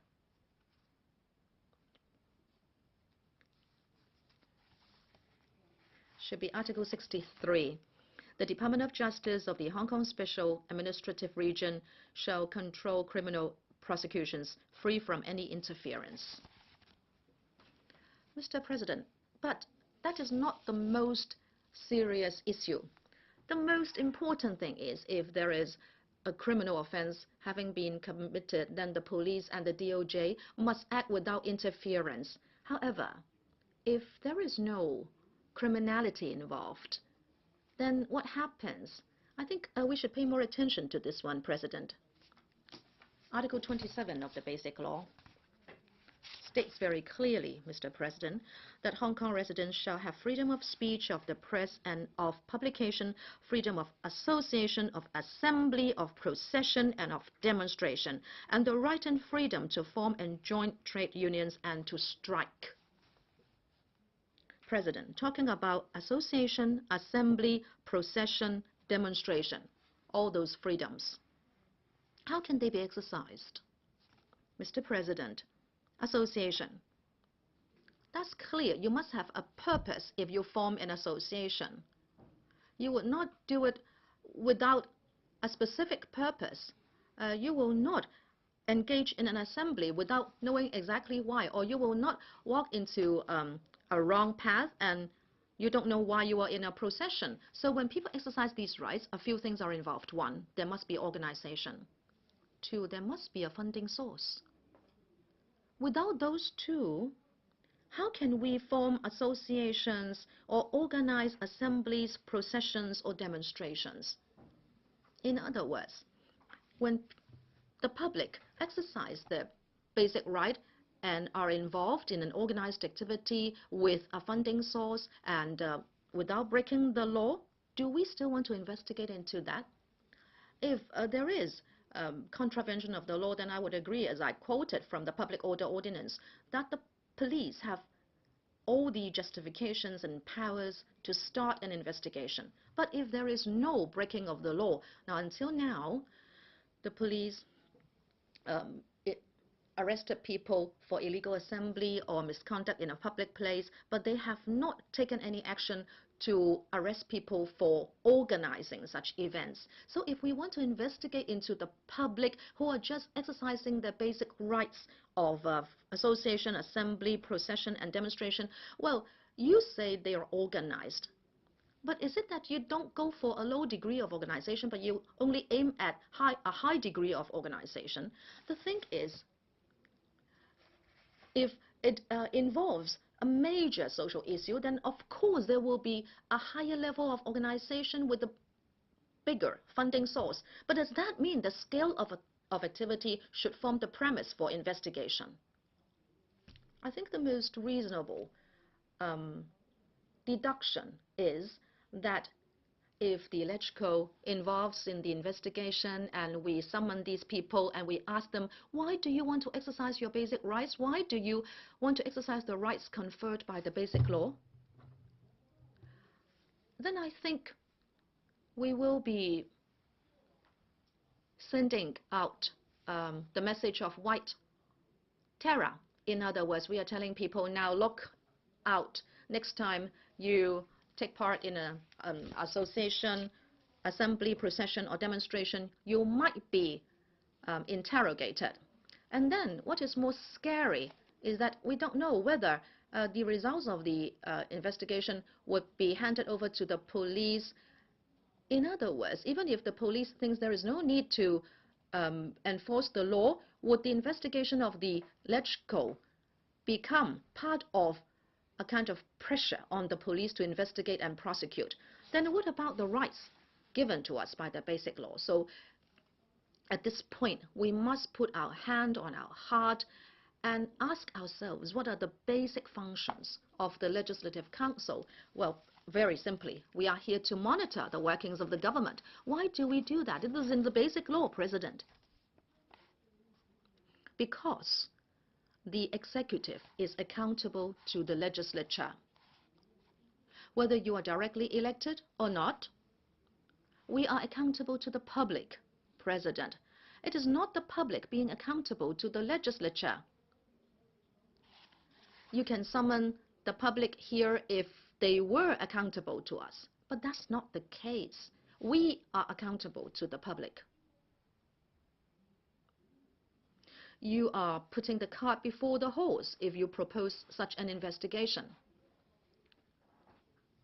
I now understand why we have such low popularity ratings. We are not investigating into things we should, but rather we are proposing with a high profile that we should investigate into things we should not. Maladministration of the government is not proposed to be investigated. Accountability officials have broken the law, but we are not going to investigate into those. We are actually proposing to investigate the average citizen in Hong Kong. What kind of a council is this? Why do we devote so much time to debate and discuss things that are actually understandable to a 10-year-old in the streets?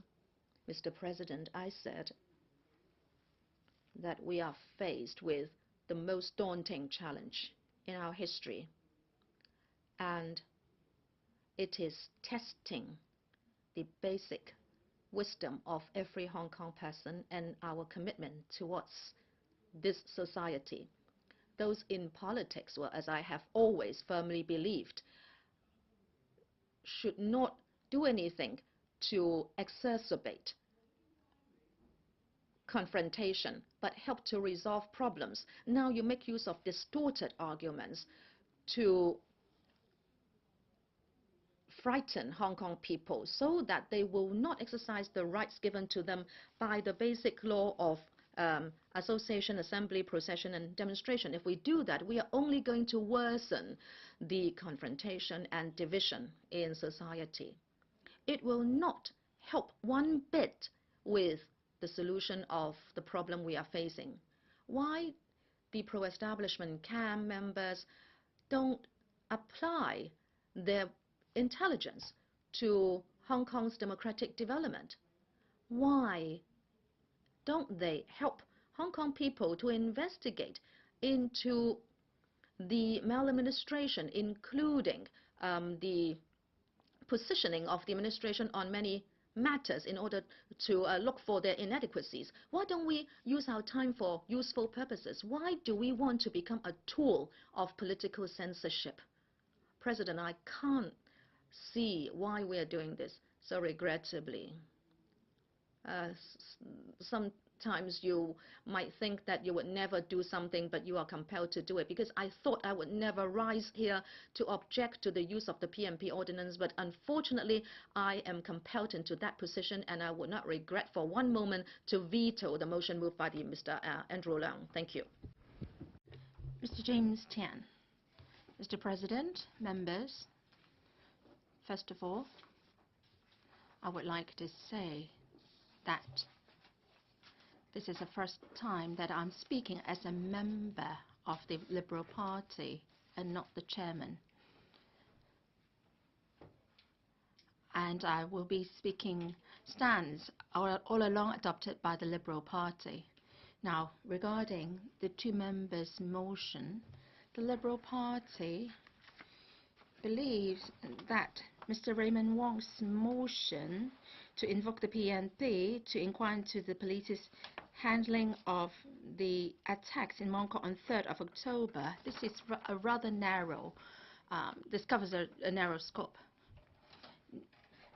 Now, Mr. Andrew Leung, he's the chairman of the House Committee, proposes motion to inquire into incidents starting from the 28th of September, including organization and planning, funding sources, the government's handling of the incident, and all other related issues. Now, with the term all other related issues added in, that will cover all aspects, including the police's handling of the incident. So, the Liberal Party supported the motion moved by Mr. Andrew Leung at the House Committee. So the Liberal Party is going to support Mr. Leung's motion and not Mr. Wong's motion. Now, coming back to what happened recently, since the start of the Occupy Central movement, from day one, i.e. 1 year ago, when we heard that this was coming up, the Liberal Party all along believed that negative impact will be brought to Hong Kong. But at that time, our assessment was that the central and the financial center will be inconvenienced. Hotels, catering outlets, retail shops will suffer economic setbacks, and also people's salaries may go down.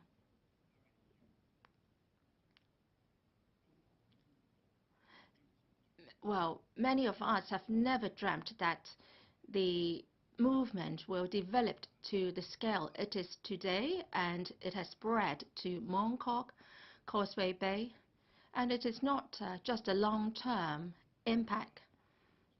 We are worried about what has happened recently.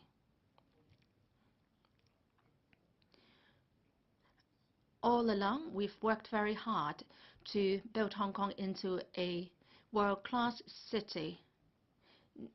This isn't something easy to combine. Will long-term adverse impact be posed on the success that we have already built?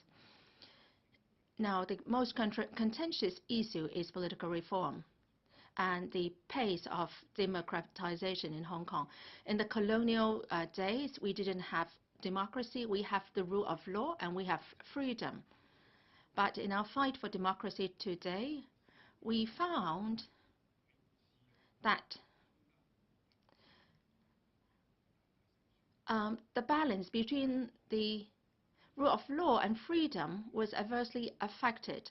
Now, I've served as a LegCo member for 22 years. All along, we believe that the LegCo member's duty is that whenever the government proposed a measure or policy, we will consult the public and also the sector we represent. And then when we have heard all the views, we will scrutinize the bill.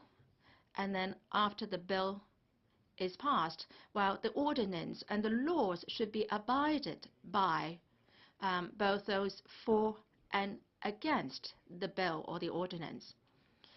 For all ordinances enacted, well, they were going to affect freedom. For example, the idling engine laws and the ban on cigarette smoking and so on. These will infringe upon people's freedom. So all along, Hong Kong has been able to strike a good balance between the rule of law and people's freedom. Now, we are urging for speeding up democracy in Hong Kong, and from the 1200 election committee, and we are now progressing or proposing to a one vote system. And then we are also proposing that the candidate should be one who loves the country and Hong Kong, and he should be nominated by the nominating committee.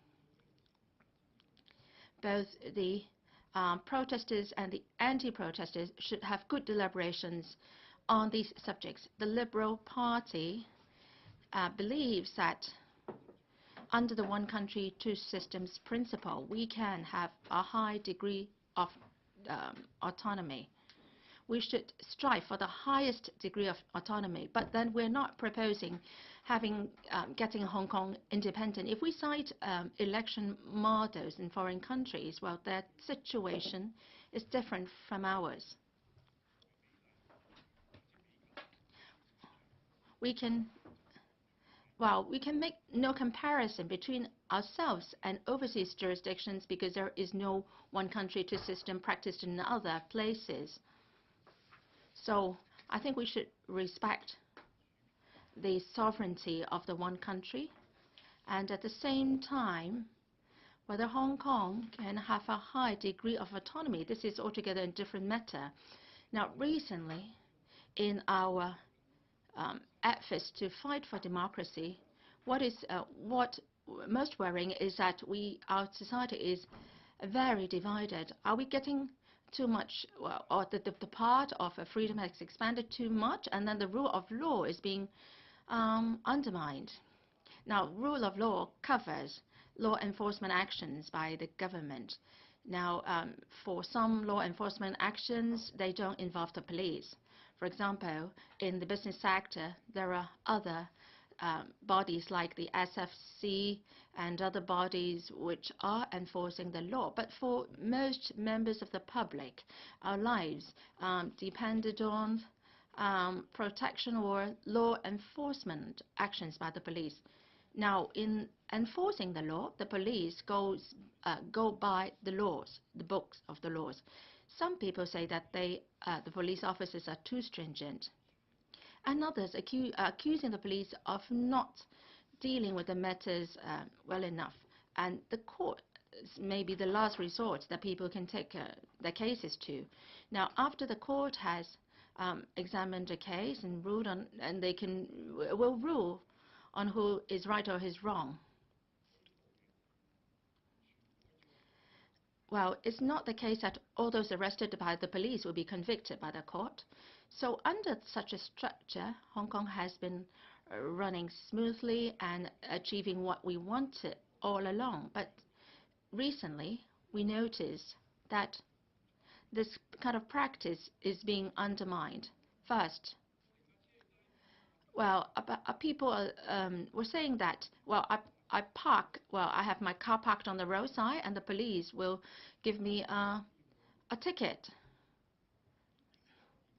Now, how come that in Mong Kok Causeway Bay Central, there are so many tents put up and people are sleeping there, and then the police is not enforcing the law? But then the Occupy Central protesters saying that they are having a civil disobedience campaign, and that should fall outside the scope of the police's work.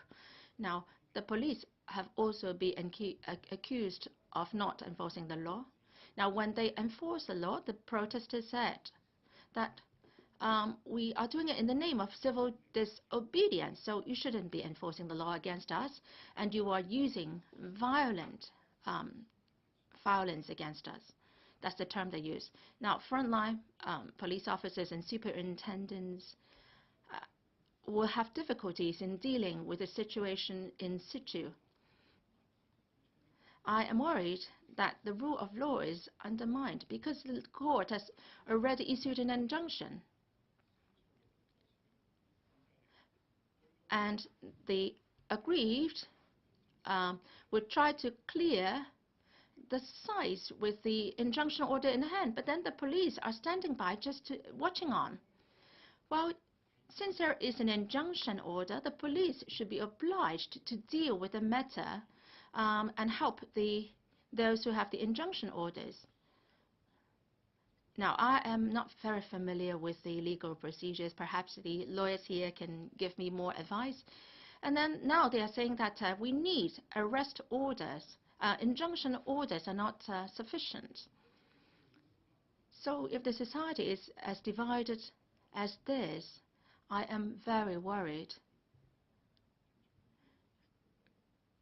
Now, we set out trying to get the CE election method changed, and now we are plunged into a chaos. Now this division or split in the society may not end in a short time. Now, in 2003, we had the SARS and negative assets, and there were high unemployment rate, and the matter was resolved within half a year. And we are worried that this time round, if the society is divided as we are today, and it goes on. And I have to put this question to the pan-democrats. Please reconsider whether to stage your non-cooperation movement or campaign. Now, recently, the LegCo has spent a lot of time in our debates, and we had frequent calls for quorums. We had filibustering, and ultimately, when we took to the vote, then the proposals are passed, and time was wasted because of all these tactics. And it will not be good for us because we want to monitor the government effectively. The public has the impression that the entire system is collapsing. The government has problems in enforcing the law, the LegCo is not doing its job, and people are not abiding by the law. Now, if this goes on, we are very worried that we would be deteriorating into a third-class state in terms of its governance. Now, our students may also be adversely affected. The problems that we're facing today may not be resolved in a few years' time. So I'm coming to my conclusion now, Mr. President. Well, in the motion there is this term, all other related issues. Now, that should cover the points raised by other members just now. We should look at how and why so many young people are dissatisfied with Hong Kong's situation. Perhaps we can ask them to come and explain to us. And then in Mong Kok and Causeway Bay, there are so many people supporting the students. The secretary also said that the supporters come from all walks of life. All walks of life, I think this is a good term. Are there any people who are influenced by external forces? There may be some who have been waiting for a PRH flat for 5 to 6 years, so they are very angry. So they came out to support the students, and they may come from the underprivileged class as well, because the government is not doing a good job in welfare, and the people may have grievances in medical and education issues. So I think we should investigate into why so many people are unhappy with Hong Kong. Well, after the investigation, we may find out that people are really organized and they are doing their acts in a premeditated manner. But at least we should know after the investigation. What I'm worried is that we have no clue as to why so many people come out and take to the streets. I think this is something that we should do, and then we can make conclusions from the inquiry so that we can implement our policies more smoothly in the future, and the grievances of people can be addressed. I think that's worth considering. So the Liberal Party is supporting Mr. Andrew Leung's motion. Thank you. Ms. Claudia Mo. Mr. President, I find it most regrettable that by what I heard from Mr. James Tien and his party, who would be supporting Mr. Andrew Leung's petition to investigate into this civil disobedience movement. I find it most regrettable because I had thought that James Tien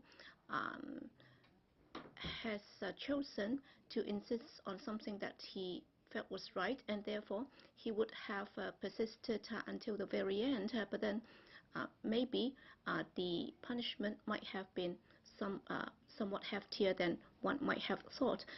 For the whole morning, what we have heard from the pro-establishment camp is that Mr. Leung Kwok-hing, I couldn't hear what you said. I think there is no quorum here. So under which rule of procedure are you making this call? 17-2.